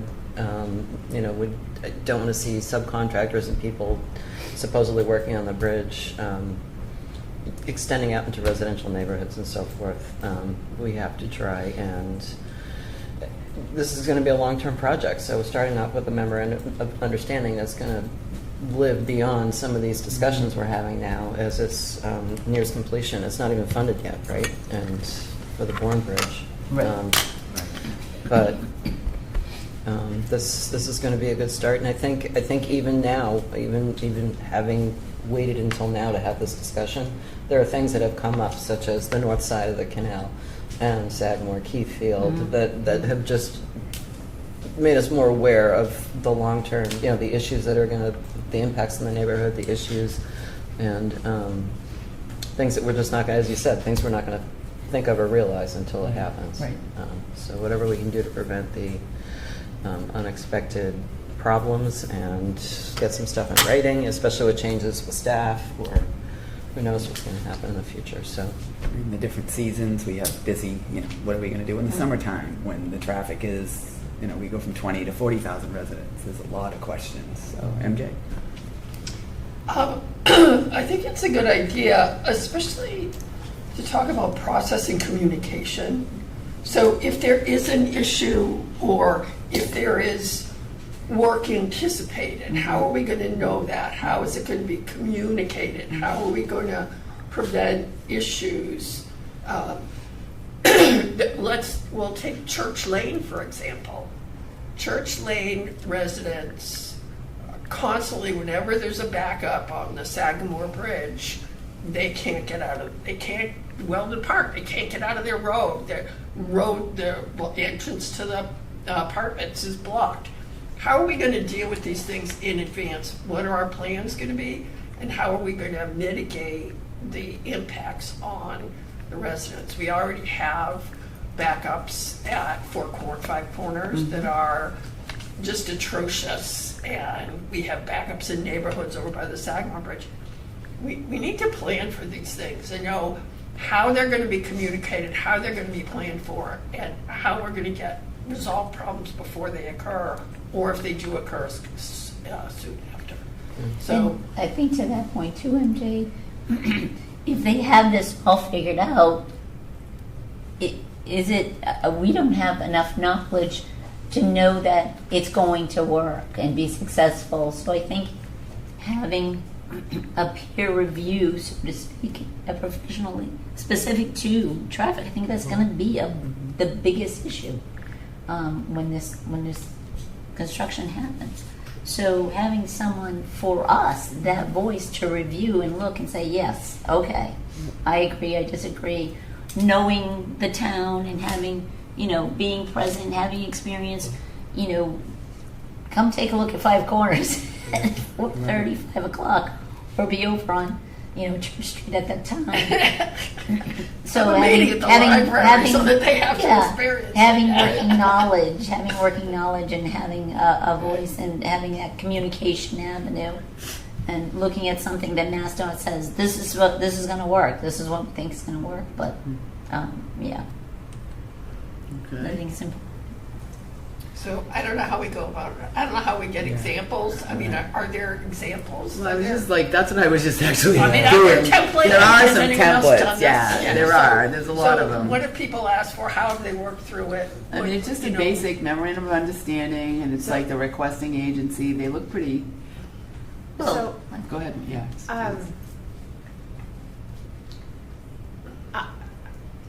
I would actually recommend that you, as a board, vote formally to request the Cape Cod Commission's assistance with this conversation with MassDOT. That's a great idea. That's a role that the regional planning agencies can play. Yep. And they have traffic resources and transportation resources that we just don't have. Yeah. So I cannot tell you how to write this MOU. This is not something that we have the in-house expertise to do. But I think I think my recommendation is to at least start with the Cape Cod Commission as a first step. That's a great idea. And ask them to meet with you to discuss this and partner with them to help navigate the conversations with DOT, both at the district level and at the Boston level. Okay. I'll make a motion that we engage the services of the Cape Cod Commission. Hang on 1 second, we're getting through the motion. My motion is to engage the Cape Cod Commission to help us with this memorandum of understanding process. All right. Peter made the motion. Second. Second. I'll give it to MJ. And to me, and any discussion under this, this is going to be a fluid document. This isn't going to happen. It's going to change in so many iterations. And as we are engaged with the Cape Cod Commission, they may think of things that we're not even thinking of. Oh yeah.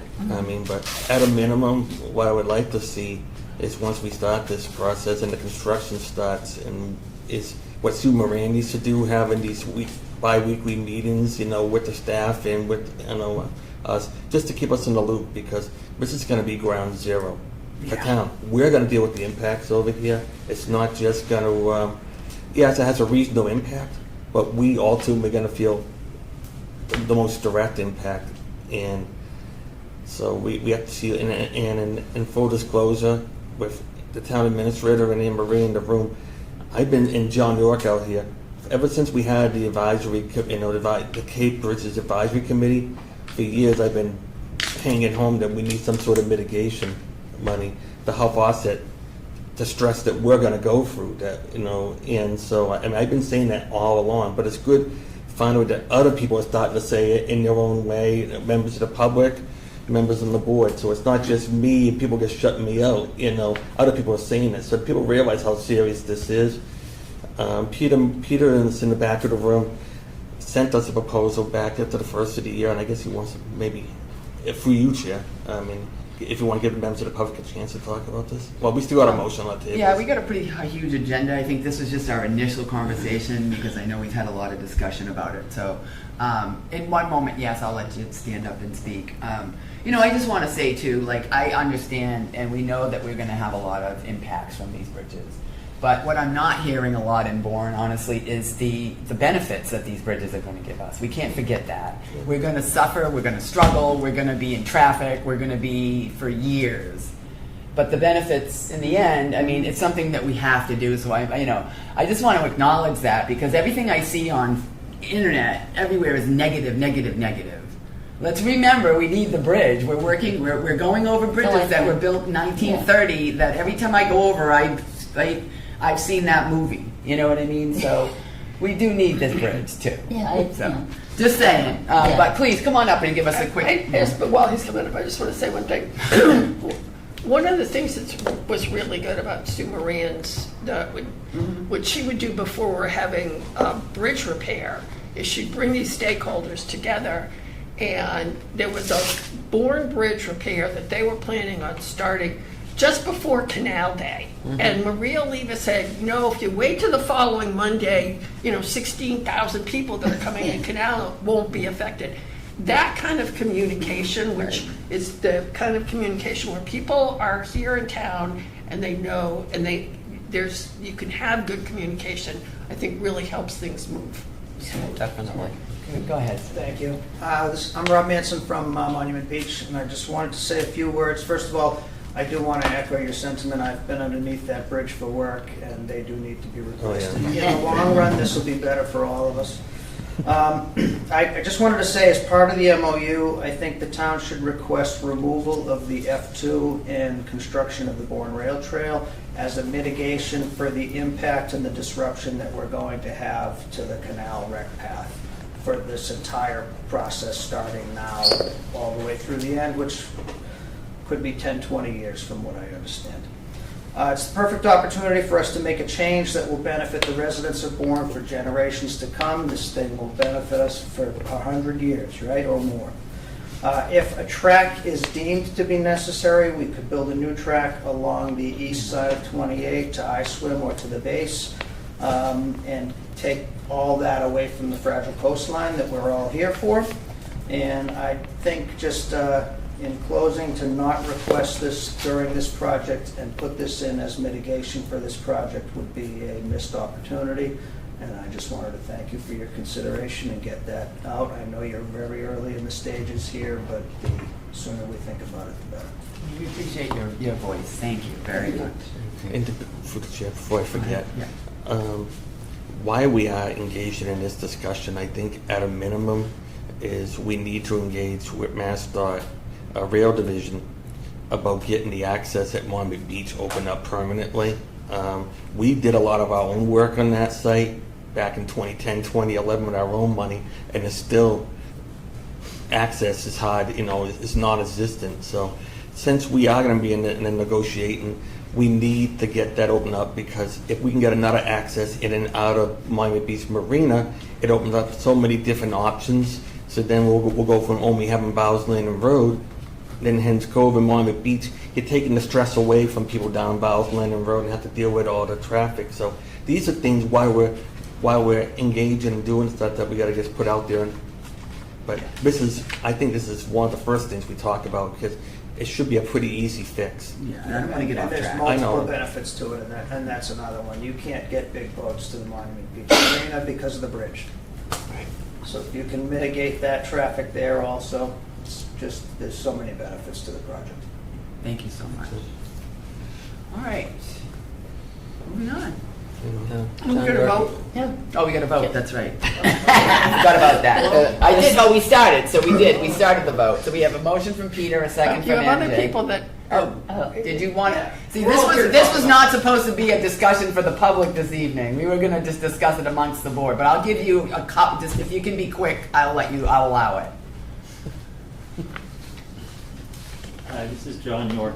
I want to second what Peter said about Monument Beach access, especially the pedestrian bicycle access across the crossing there. The original reason we voted for that money for that was because of the issue of pedestrians having to walk under the underpass, and if you're stuck under there when the cars come in, there's nowhere to go. So that's those sorts of issues in our town. There's sort of things that were swept under the rug, unresolved issues with Mass DOT that have built up over the last several decades, are things that should be brought out on the table with the memorandum of understanding is a good place to start that. I want to second what MJ said. It's a very important part of memorandum of understanding is the process. You're not going to think of all the things now and solve all the problems now of every detail that needs to be attended to in the memorandum of understanding. What you need to do is set up a process so as things pop up as you go along, there's the communication channels are spelled out in the MOU. And also with the design build, there's going to be a lot of things coming along. How does the town stay informed? What's Mass DOT's responsibility to inform the town when they know there's some change in the design? They could sit on it for 6 months and surprise us, but they shouldn't. So the MOU has to address issues like that. Mass DOT is very fond of keeping information to themselves. Everything's on a need-to-know basis. Oh, we didn't think you needed to know. Those sorts of issues should be really worked out in the MOU because it's a document. It's an understanding. It's an understanding of each other's expectations and a process by which we can get from here to there. So also, I really appreciate what Melissa said about the positive. We're getting new bridges. We're getting a lot out of this. I think, though, besides some of the negatives in the construction process, there are potentially negatives that are permanent parts of the finished product that we want to try to avoid. And I see, when I look at the bridge spans themselves, they're great improvements. But when I look at the interchanges and start to look at the things a little further away from the bridges, I see pluses and minuses being built into our future. And I think ways to address that, I'm not sure that's an MOU issue or not, but the channel for better back and forth between the town and Mass DOT about those design elements, especially the Bourne Bridge interchanges, the Bourne South interchange, that's the biggest part of this project. It's a huge land-based, not bridge span, redesign of our whole roadway system and how we're going to get from here to there. And our schools are sitting right in the middle of it, and the Voc School, and all of the town facilities that are still on that side of the canal where the old center of town used to be. And so, or anybody from one side of town going to the other side of the town. And I think we need to look at, especially, we have a little time with the Bourne Bridge because of the delay in funding, to look at that really closely and have more go-arounds with Mass DOT about the design. And maybe the memorandum of understanding just needs to open that door, not define it or anything, but just recognize that there's more work to do. So I would go back to 3 things. 1, general improvements around the town, things from the past that we need to attend to. The bike path, certainly, I would probably benefit from that more than anybody else in the town. I got to go back over the roads back at night in summer traffic to get home. I had to come here over those same roads. So all those are sorts of things we can benefit as mitigation and trade-off, and as Luis has said, acts of goodwill from both sides. That's one thing. 2 is it should be about communication and defining channels and processes. And 3, we need to think about the long term and just open the door in that and remind both parties, town and Mass DOT, in that MOU, that we need to have more interaction with the town and Mass DOT on the design of the interchanges. So 3 things I think are important. Thank you. Sorry, Melissa, I did run on a little long. Thank you for your. I've got Ken's hand up and your hand up. Like I said, this is early stages. Tonight's discussion was literally just a quick discussion. We wasn't planning on taking public comments, but I will let you go and I'll give Ken a couple of moments and then we will. Hey, Peter move Berger on. with from Nick Vetter Road. So thank you for finally putting this on the agenda. And Melissa, to your point, I know that this is early, but we've been asking for this conversation since January. Right? The memorandum of understanding between the Army Corps and Mass DOT happened in 2020. It is 2026. So, you need to take a little bit of medicine here, guys. I really am glad we're having the conversation, but the reality is this should have been happening years ago. Okay? So, to what everyone said tonight, I fully agree with. The issue I have is that the first step is to kick the can to Cape Cod Commission, guys. The same Cape Cod Commission who should have been recommending this years ago. Okay, so I question that. I'm not saying we shouldn't do it, but I would not put all of our eggs in that basket. Okay, that's my request. Is just think about who's advocating for Bourne, not who's advocating for Cape Cod. Those are 2 different things. This is a regional transportation solution that happens fully in our town. As far as memorandum of understanding process and documents, I provided you with templates on those. The agreement, the memorandum of understanding. The next step is the mitigation plan, right? As a design build project, these things are going to happen in phases and milestones that trigger different mitigation plans. So that's very important that we are not going to solve this with a memorandum of understanding. That is just a framework, like was stated, about how to deal with these things going forward. We don't want to solve all the problems because we will not know them, right? Like you said, peer review is important, support's important, all those things. And then lastly, I think that, I'm not sure if you guys have reviewed it, but the state's environmental justice report on this project is essential for review and understanding. Massive opportunities are outlined in that document about how to frame this memorandum of understanding using the language of the state itself. Traffic, workforce, sensitive cultural and historic sites. From my understanding, the state of Massachusetts granted the local tribe recognition in 2024. This process began in 2020. Their reporting of the environmental justice approach started in 2022. There is no mention of the local tribe's sacred sites or their historic areas. They're looking for federally recognized reservation land. So that's completely different. And I know Madam Chairwoman knows much about this. So I'm only bringing this up because there are so many things that we don't know how to solve in this room. I'm so glad we're bringing it up. And I'm very happy that you guys are taking this on. I'm here to support you. I know many people in the community are here to support you. There are so many examples of other towns and other cities and municipalities getting so much benefits out of these memorandums of understanding. And to your point, Madam Chair, about positives, it's our job to define the positives. This memorandum of understanding and the mitigation plan should say what the positives are for Bourne. We're going to leave Scenic Park. I was down there last night with my mom walking around. This project will result in Scenic Park going away. Okay? There will be staging. There will be new bridges in that area. That is a huge loss. There's a huge opportunity there too, right? Because that is a specific section in the environmental justice report. Is the section, I believe it's section F, where it talks about recreation. And I can provide you guys with a lot of this. I can send you an email so you have this. This is just the very beginning. And I'd ask for everyone in this room to expand their thinking about beyond traffic. This needs to be an economic driver for us, a workforce driver. It needs to help rectify the past injustices that this town has had, right? We should have a memorandum of understanding for this project as well as for the base project that's happening in Mass Development. Right? We should have the same sort of memorandum of understanding with the Army Corps of Engineers for their canal master plan redevelopment. These things all work together. This needs to be looked at holistically. So that's why I'm saying from the Cape Cod Commission, they never recommended you guys to do this. Why? They don't have the best interest of just Bourne at heart. That's our job in this room. Right? So let's use their resources, but let's not trust only. Trust and verify. If we have to carve out some money, to have town council or someone else help with this, I think that we should have that conversation. I heard tonight there's a little bit of surplus. Freeing up $100,000 to hire someone that maybe can help make sure that we're getting what we need out of Cape Cod Commission is well worth it. Because we can get that money back with a memorandum of understanding and with a mitigation plan.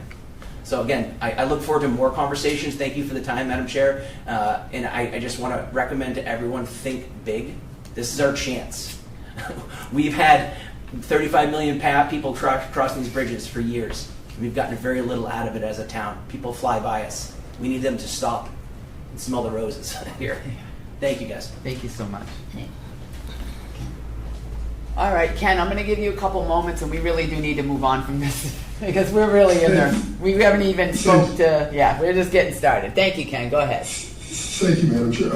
I'll be very brief. I just want to follow up on what Rob said and the gentleman who just spoke. I mean, this is Bourne's opportunity to ask for something in return for being the town that's going to take the brunt of this project. And in connection with the Bourne Rail Trail, this really, memorandum of understanding is a procedures document, but it's also a negotiation, and the Mass DOT will be inclined to see whether they can accommodate things that Bourne wants. And as far as the Bourne Rail Trail is concerned, I think the single most important thing that MassDOT could give in connection to that is an agreement to look at the design of a new track to run from the canal to Joint Base Cape Cod or the ice swim facility or both. That the opportunity here is to look at that design as part of the infrastructure design for the bridge. And if we don't do that now, we will have squandered a tremendous opportunity we may never have again to consider building a new track as part of this massive project they're doing. So I really would encourage that at the very least we discuss with DOT they're being willing to do that. It has been brought up to them. They've paid lip service to it, said they were going to have conversations. But I think if it's something that the town puts on its list that they really want to have examined as part of this process, it would be tremendous and taking advantage of a great opportunity. Thank you very much. Appreciate it. Thank you so much, Ken. We appreciate your comment. Thank you. Madam Chair, move the question. Yeah. Thank you. Thank you very much. So we have a motion on the floor to consult with Cape Cod Commission. It does not mean that we will not be participating. We have a motion from Peter, a second from MJ. All in favor is signified by an aye. Aye. 5-0-0. All right, we'll get started and see what kind of progress we can make here. Time is of the essence, guys. Thank you. Thank you. We voted the dancing under the stars in case.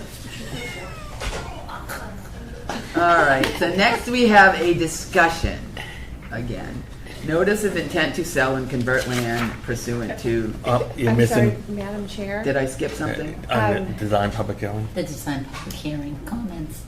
I do want to know if the board as a body wants Sorry. to vote to send any comments. Yes, that's right. Sorry, I did ask that, but I forgot to address that. Peter moved the question, so I got all messed up. Oh no, that was the first one anyway. So comments. Does the select board have any comments in advance of the design public hearing for MassDOT?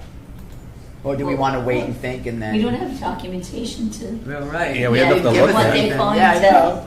On what the public hearing is. I feel like and it's- to formulate any Have they provided us anything No. yet? comments.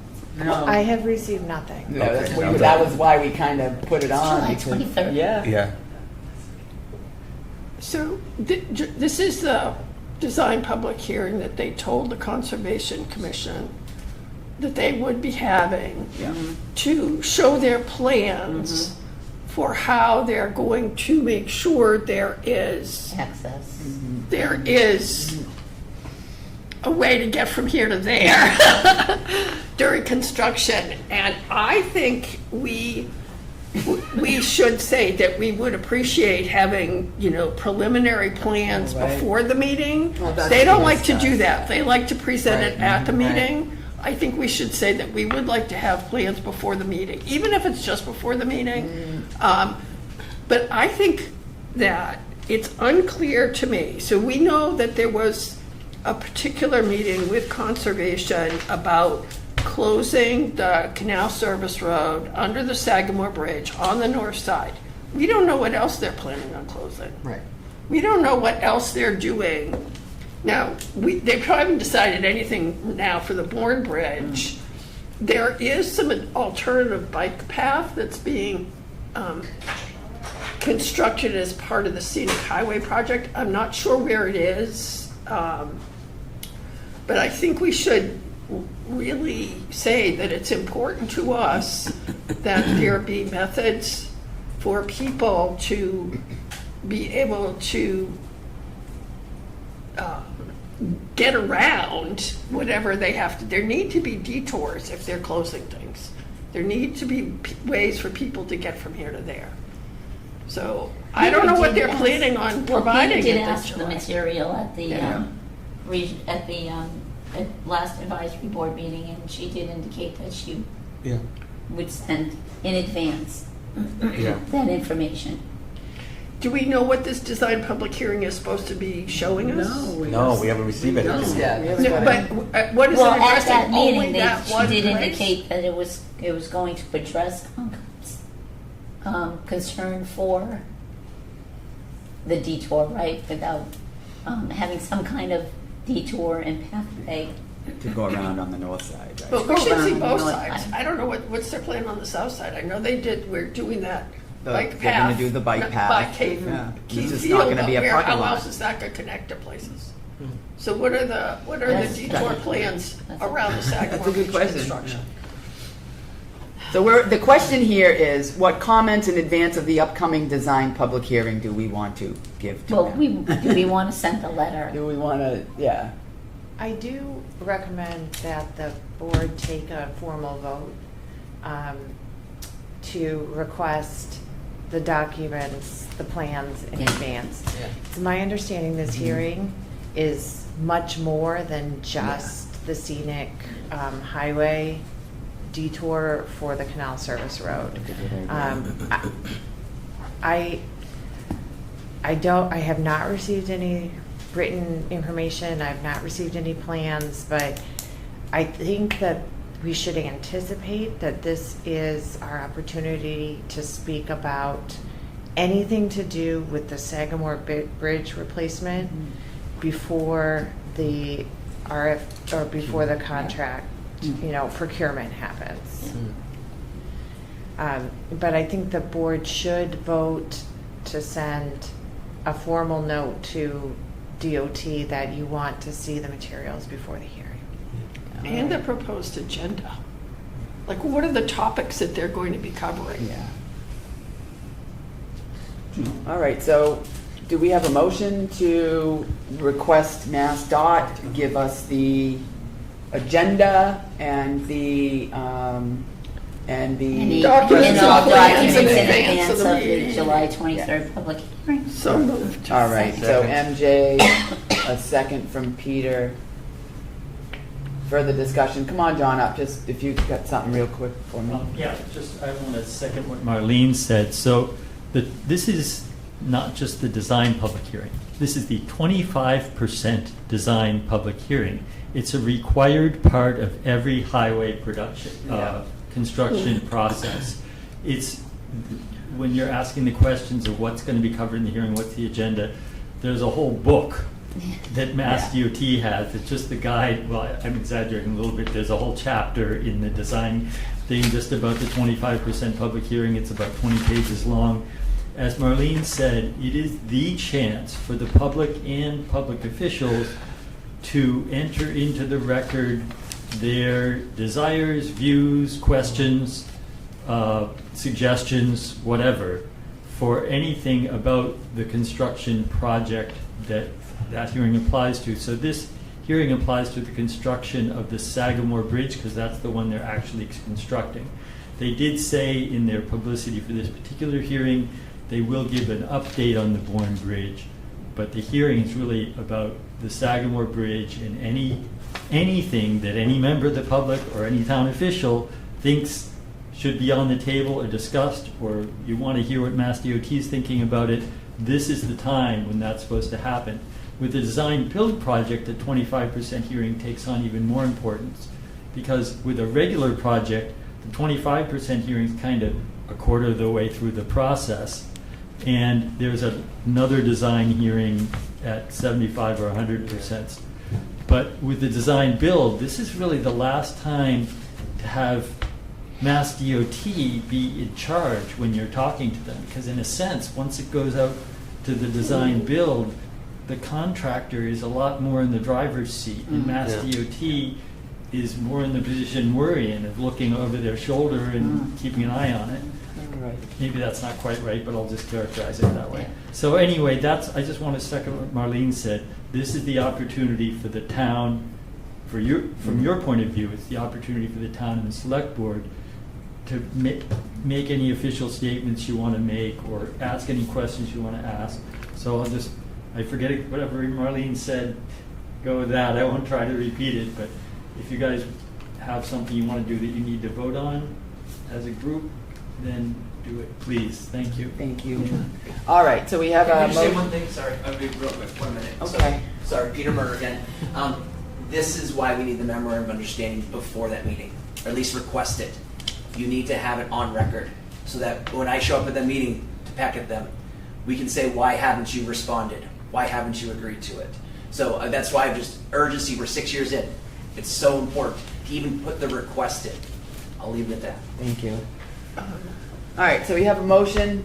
I just have one thing, is John referenced some sort of 20-page document on what's included in the 25% design public hearing. And if that's what this is, I would like to be able to look at what are the outlines of that, just myself. I'll find it, but if, Yeah, I can send you what I have, and I know it might be something you want to ask Mass DOT also. Because it gives us an outline of things that we should be considering. If this is what they're going to cover, do we have any thoughts about any of those things? And we may want to have a meeting to discuss those things before the 23rd. Yeah, I recommend you ask that same question to whoever we're talking to in Mass DOT, so I'm out of the loop. Yeah. But I can send you just links to what I know. Excellent, thank you for that. All right, so we have a motion from MJ, a second from Peter, and now I don't even remember what the motion was after all the conversation. It was supposed to formally ask formally in advance before for the agenda item. Agenda items and any and all And the documents. Yeah. Thank you. All right. All in favor? Aye. Aye. All right. Unanimous. All right. All right. Okay. Here we go. 13. We have a discussion. Notice intent to sell and convert land pursuant to MGL Mass General Law, Chapter 61A, Section 14, Parcel 10-9-0, number 665, Scenic Highway and 0 Bourndale Road. The board reviewed this item at our last meeting. MJ had requested some comments from the boards that received the notice, along with the Open Space Committee. The packet contains those materials Marlene has received in response. Are there any additional concerns or questions anyone would like to discuss from here on out? No, I just think that we asked if anyone thought they had interest in the land, and we got responses that they did not. So I am certainly comfortable in signing off on whatever we have to sign off on that. Yeah. Make a motion that we do not exercise our right of first refusal as Pursuant to Mass General Law 61A, Section 14, Parcel 10-9-0. Ready to read it off? 665, Scenic Highway, and number 10, Bourndale Road. Yep. All right, so we have a motion from Peter. Second by Anne Marie. Anne Marie. All right, all in favor? Aye. All right, I ran out of paper, so I'm scribbling with my bad hand, and I hope you can read it, Marlene. Anyway. It's being recorded. So. It's recorded, just in case my penmanship is terrible like it really is. Okay. All right. Next we have, this is just a quick discussion. We won't spend a lot of time on this. I think, so I've engaged Mr. Jeff Nutting to be our facilitator for our next retreat. He previously served as a facilitator July 30th, 2024. And that was after MJ shortly began her second year as chair. As I prepare for the retreat, are there any specific items that the board members would like me to consider as I put the agenda together? And are there any materials that the board would like to have in advance? And my major objective for the retreat is to develop clear goals to guide our work together over the year. And I would like to hear if there are any other objectives the board members might have, along with the other questions I asked. I know we're really running low on time. We only have a couple more things, but yeah, the retreat is July 10th. Email people. We can email me, sure. Yeah. Yeah, if you have some thoughts, you can send me an email and. When you say guide goals to guide our work through the year, are you thinking the select board's work or Well, I mean, we are- the town administrator's goals? I mean, I think it's our goals, the goals that we guide, that we work for us to work together over the year. I think we have to re-look at our goals, and I don't know, we're going to work together over the year. It was just a comment that we're a team and we're supposed to be working together. So that was really what I meant by that. So do you understand what work together means? Or what did No, I not? understand what work together means. Okay. But I'm not But sure send me an email, how's which that? goals we're talking about. Well, why don't you just Okay. send, I mean. Well, it's fine. You can just do that. That's what it is. We develop clear goals, so we We have have goals. to set new goals. We already have the goals. But, Right? We're gonna we have talk goals about- for this year. Yes, But we have to set set goals the goals for this for the following next year. year, starting, what is it, August? September 1st. August 3rd, right, Yeah. September. So if you have any additional materials that you would like for the retreat, please email me. And if you or any of other objectives you would like to recommend, please let me know. Okay. Just kind of doing the retreat like we do, and I think Mr. Jeff Nutting should be sufficient, correct? Is everybody happy with that? Is everybody all right with that? I think that was my first retreat. Sure. I was going to say That deja was vu all mine. over again. Yeah. It was a All right, July 10th, next Friday. We'll see you there. It is at Was he Maritime, the, correct? he was the again? second Yes. one, right? Yeah. Not your first one.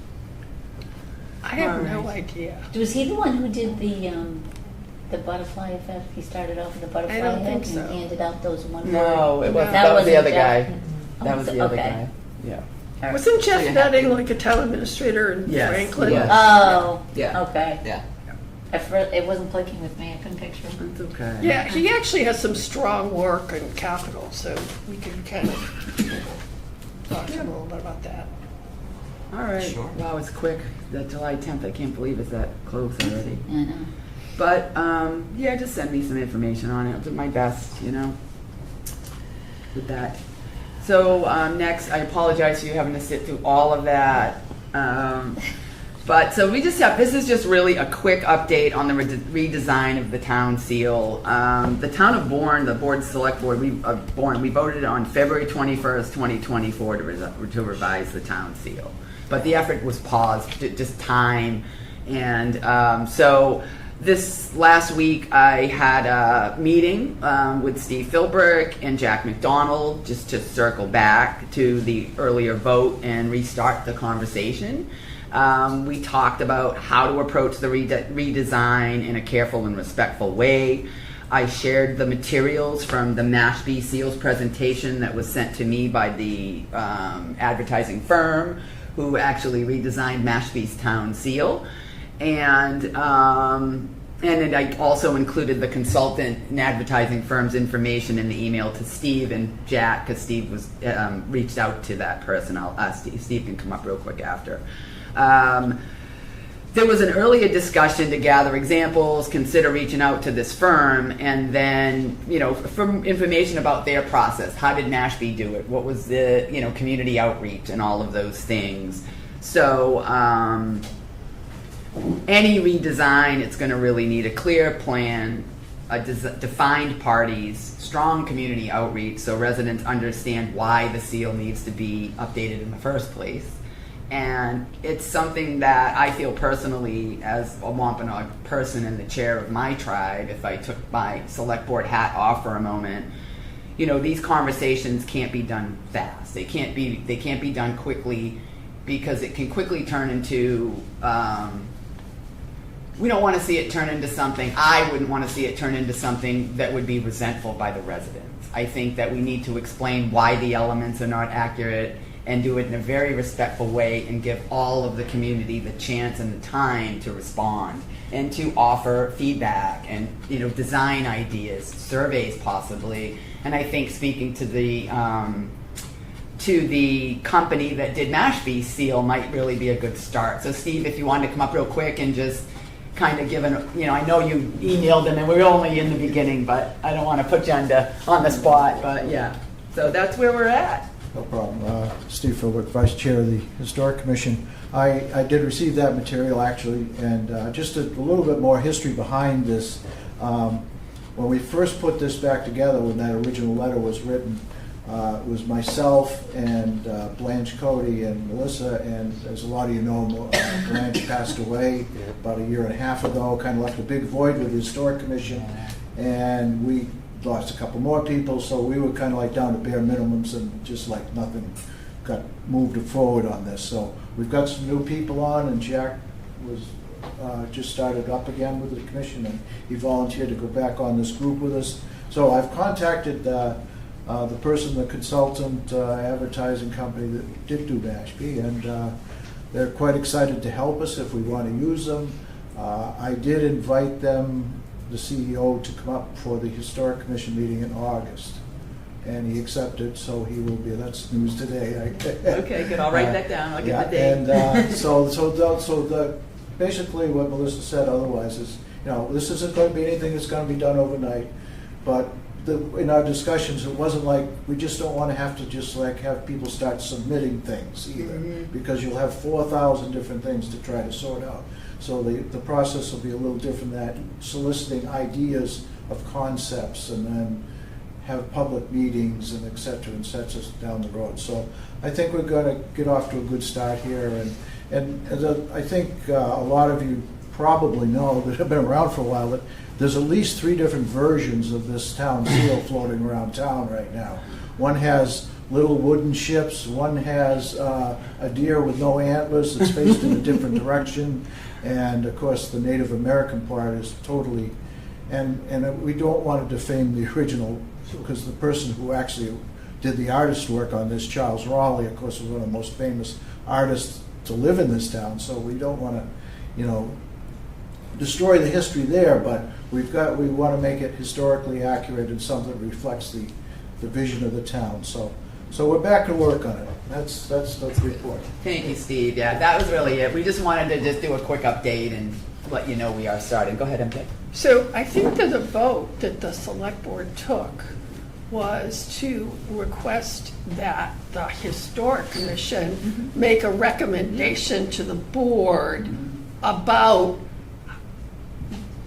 changing the seal, updating the seal, and what their recommendation would be. Right. So I think that's what we're really looking for the Historic Commission to do, to make a recommendation on process and what they're looking and what they think would need that the select board could consider. Yeah, that's why Steve took on the effort to reach out to the advertising company, and then the commission will do the work. I'll participate where necessary, and I may even, once we get into it, delegate a different party from the tribe to maybe be involved and sort of be that person. So we'll talk about it. It's really it's going to take some time, but thank you. Yeah. Go ahead. One of the things that, while the Historical Commission is getting this project underway, is to think about if they need to make a request for any funding at the fall town meeting. So just in case there needs to be an article, I don't know what a budget would be, but that's certainly something to think about, is if there has to be money allocated. Go ahead, Steve, real quick. Speaking with that consultant this morning, he has an idea of what different types of funding sources are available. Oh, good. And he has figures he used with Mashpee as how they went about funding, where they looked for grant money and for town meeting money, and but obviously at some point there'll have to be a town meeting article. So he did make that clear too. Perfect. Thank you so much. That's great. Thank you, Marlene. All right. Thank you for that. Thank you for waiting. Thank you for your time last week. All right, so last agenda item, actually, other than the consent agenda, is just a quick discussion. Upper Cape, the town had previously requested information from Upper Cape, UCT, regarding enrollment and the issue of the out-of-town students being counted in ways that affected our Bourne assessment. Upper Cape has since created a new advisory group referred to as the Cape Tech Subcommittee to help organize their response and improve communication. This agenda item is simply for the Select Board to acknowledge the formation of that subcommittee, note that they are beginning to address the information request, and briefly discuss next steps on our end if there is any. This is not a meeting with Upper Cape, it is just an update for the board and a recognition of their effort to respond in a positive and constructive way. So, Select Board, any thoughts, comments, questions? It was really just an acknowledgement for us to go with. Good to hear. What's that? No? I think I'll take a cue from Peter. He was, at the onset, wanted us to reach out a little bit more and have more roundtable discussions. So I think maybe that's what, now that the subcommittee's formed and at any given point in time, to reach out and invite them to come and say, hey, come to the table. Let's have conversation. And in any way, together, kind of get the answers that we need. I think it's still important. I think it's I strongly feel that it's still our responsibility. I don't want it to feel adversarial. I know MJ, you have concerns about it being, the letter itself being adversarial. So I think extending that olive branch and building that communication is something that we should do. Yeah. That's fine, I agree. Yeah. All right, anyone else? Everybody's no comment? All right, moving on, consent agenda. Do we have a motion? That we approve this consent agenda as listed in our agenda packet. All right. I have one typo to correct. Okay, not a problem, go ahead. Item K, the rain date, it should be 9/20. So if you could, if we could just make that amendment to change 9/21 to 9/20. All right. So my motion is to approve the consent agenda as presented with the one edit, which is the corrected date for the rain date for K being 9/20/2026. All right. Second. Okay, we have a motion from Peter, a second from MJ. All in favor? Aye. All right. 5-0. Woo-hoo. Town Administrator's report. So I'm not going to repeat everything that Chief Easop said about the cooling center and the heat, but I do just kind of want to remind everyone that those resources are available if they should need them. And also following Tim, we did have quite heavy rains last week, and Patuxent Beach was temporarily closed due to high bacteria counts.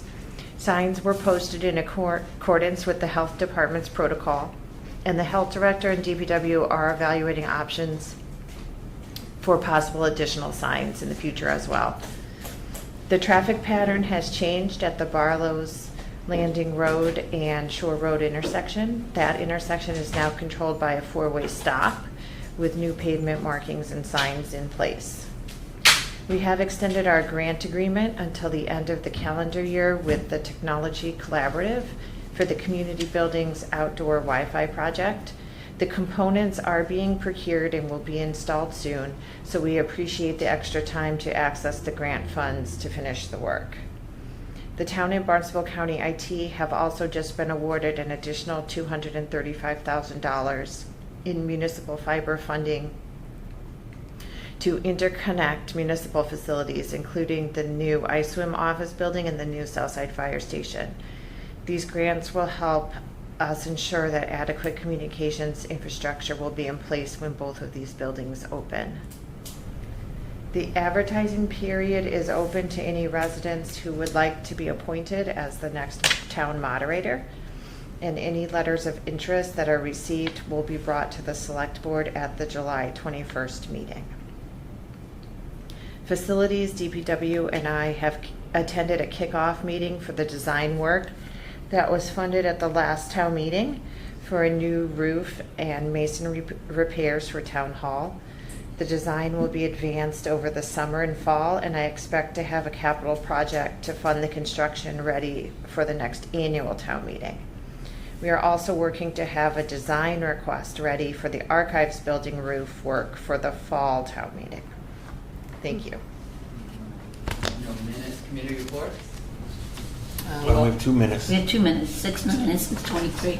Oh, do we? Yeah. Most to approve the Why are they minutes of not on 6:09. my list for some reason? Madam Chair, most to approve the minutes of Mine's 6:09 empty. and 6:23. All right, so we have a motion. Second. It's weird, mine didn't, my copy didn't have that.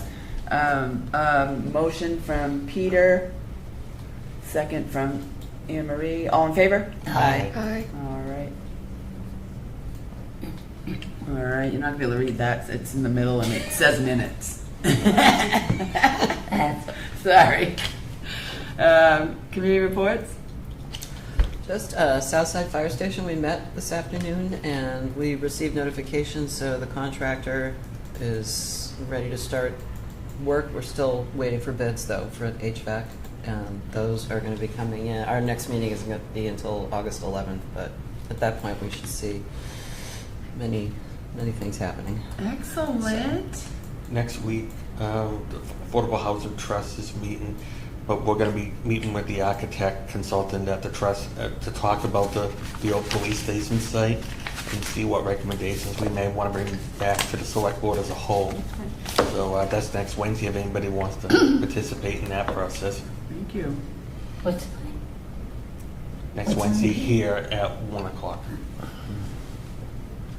All right. what? Correspondence. Correspondence, Select Board's correspondence, June 30th, 2026. A, advisory from ABCC RE3 AM closing in public consumption areas. B, Barber email, Article 32 of 2025 Annual Town Meeting nitrogen. C, MBTA invitation to inspect rail trail to Middleborough. D, MBTA invitation to inspect rail trail to Middleborough correction. E, Upper Cape Tech meeting minutes for May 14th, 2026. F, Gadboy reappointment to conservation. G, Race Amity Day program information. H, the check Wienerman Bluffs parking signage. I, Shore and Harbor Committee attendance and reappointment. J, Charles Perry Talent Bank, CBA and Charter Review. K, Fisherman Sculpture request to be added to the Select Board agenda. L, Phineas Harbor Shellfish reclassification. M, Conservation memo to Select Board regarding bridges. And email and information from Beyond Pesticides regarding fertilizer ordinances. Only halfway through the alphabet, not bad. And one of those correspondents inviting us to the Race Amity Day. There's a card, from Wanda. that can go over too. So, I see that. Wanda was saying thank you for us Yes. to that with you. All right, future agenda items related to correspondence and other items for future discussion. You first. I think we have a long list. It may be there already. Just bear with me. I feel like we need to discuss having a pedestrian and bike committee because we have a bike advisory committee that has a certain purpose, but we need to have some committee that can speak to pedestrians and bikes and navigating the roads in our town. Coming to one of the meetings, I was going, it was great to go 20 miles an hour all the way down Shore Road, but there were a group of bikes where I was following them all the way to the bridge, and it was just one of those busy days. Everyone's outside, there are bikes everywhere, and then as soon as I get over the bridge, I see people trying to leave the canal, and they're on the sidewalks or off the sidewalks, trying to get over the park. And it's just an issue I think we have to have addressed in town. We don't have the traffic committee anymore, and there's got to be a voice for those people that need access to the road, being made aware where you can walk, where you can't, where you can ride the bike, where you can't. And so. Okay. Thank you. We need more. Peter? Yes, just waiting for discussion purposes in the future. I would like to put the Upper Cape Tech new the replacement access and the culvert, the roundabout at the end of Sandwich Road on for discussion. And the reason why I say that is if there's any way we can get it moved up on the tip list, if the town gets behind it, asking to be moved up on the tip list, we can get to maybe get this thing fixed sooner than later, because I know, I'm glad the traffic lights there is safer. However, the traffic light is also causing some traffic impact. A lot of impact. So I think it may be prudent just to see if we can have a discussion with MassDOT and Louisa and see if we can formally say we would like to get it on a tip list sooner than later as a separate project, so it can get done. Because who knows when the Bourne Bridge is going to come around, with that funding. So we may be looking 10 years before we see the first shovel on that side of it. So. And I think that improvement at that intersection is long overdue. So I want to see if we can get it on the tip list, possibly, and see if we can get the project engaged sooner. Yeah, go ahead and take it. I would like us to have agenda item maybe earlier in the agenda where we can talk about all the list of things that are on our pending unscheduled agenda items, and maybe prioritize like how we're going to deal with some of those things and whether they should be on an agenda or how we're going to deal with them, because the list is very long now. And we can add things, but when are we going to do it and how are we going to do it? So I think it would be good for the board to really kind of go through the list and to do that, and maybe have at the same time a policy, or at another meeting, the policy review discussion. We're supposed to review our policies, quarterly or every 6 months, and are there things that we need to look at? So, okay. Is that it? Possibly juggling future agenda items. A discussion for the retreat. Too. Yeah. Managing. All right, do we have a motion to adjourn? So move. Second. All in favor? Aye. Aye.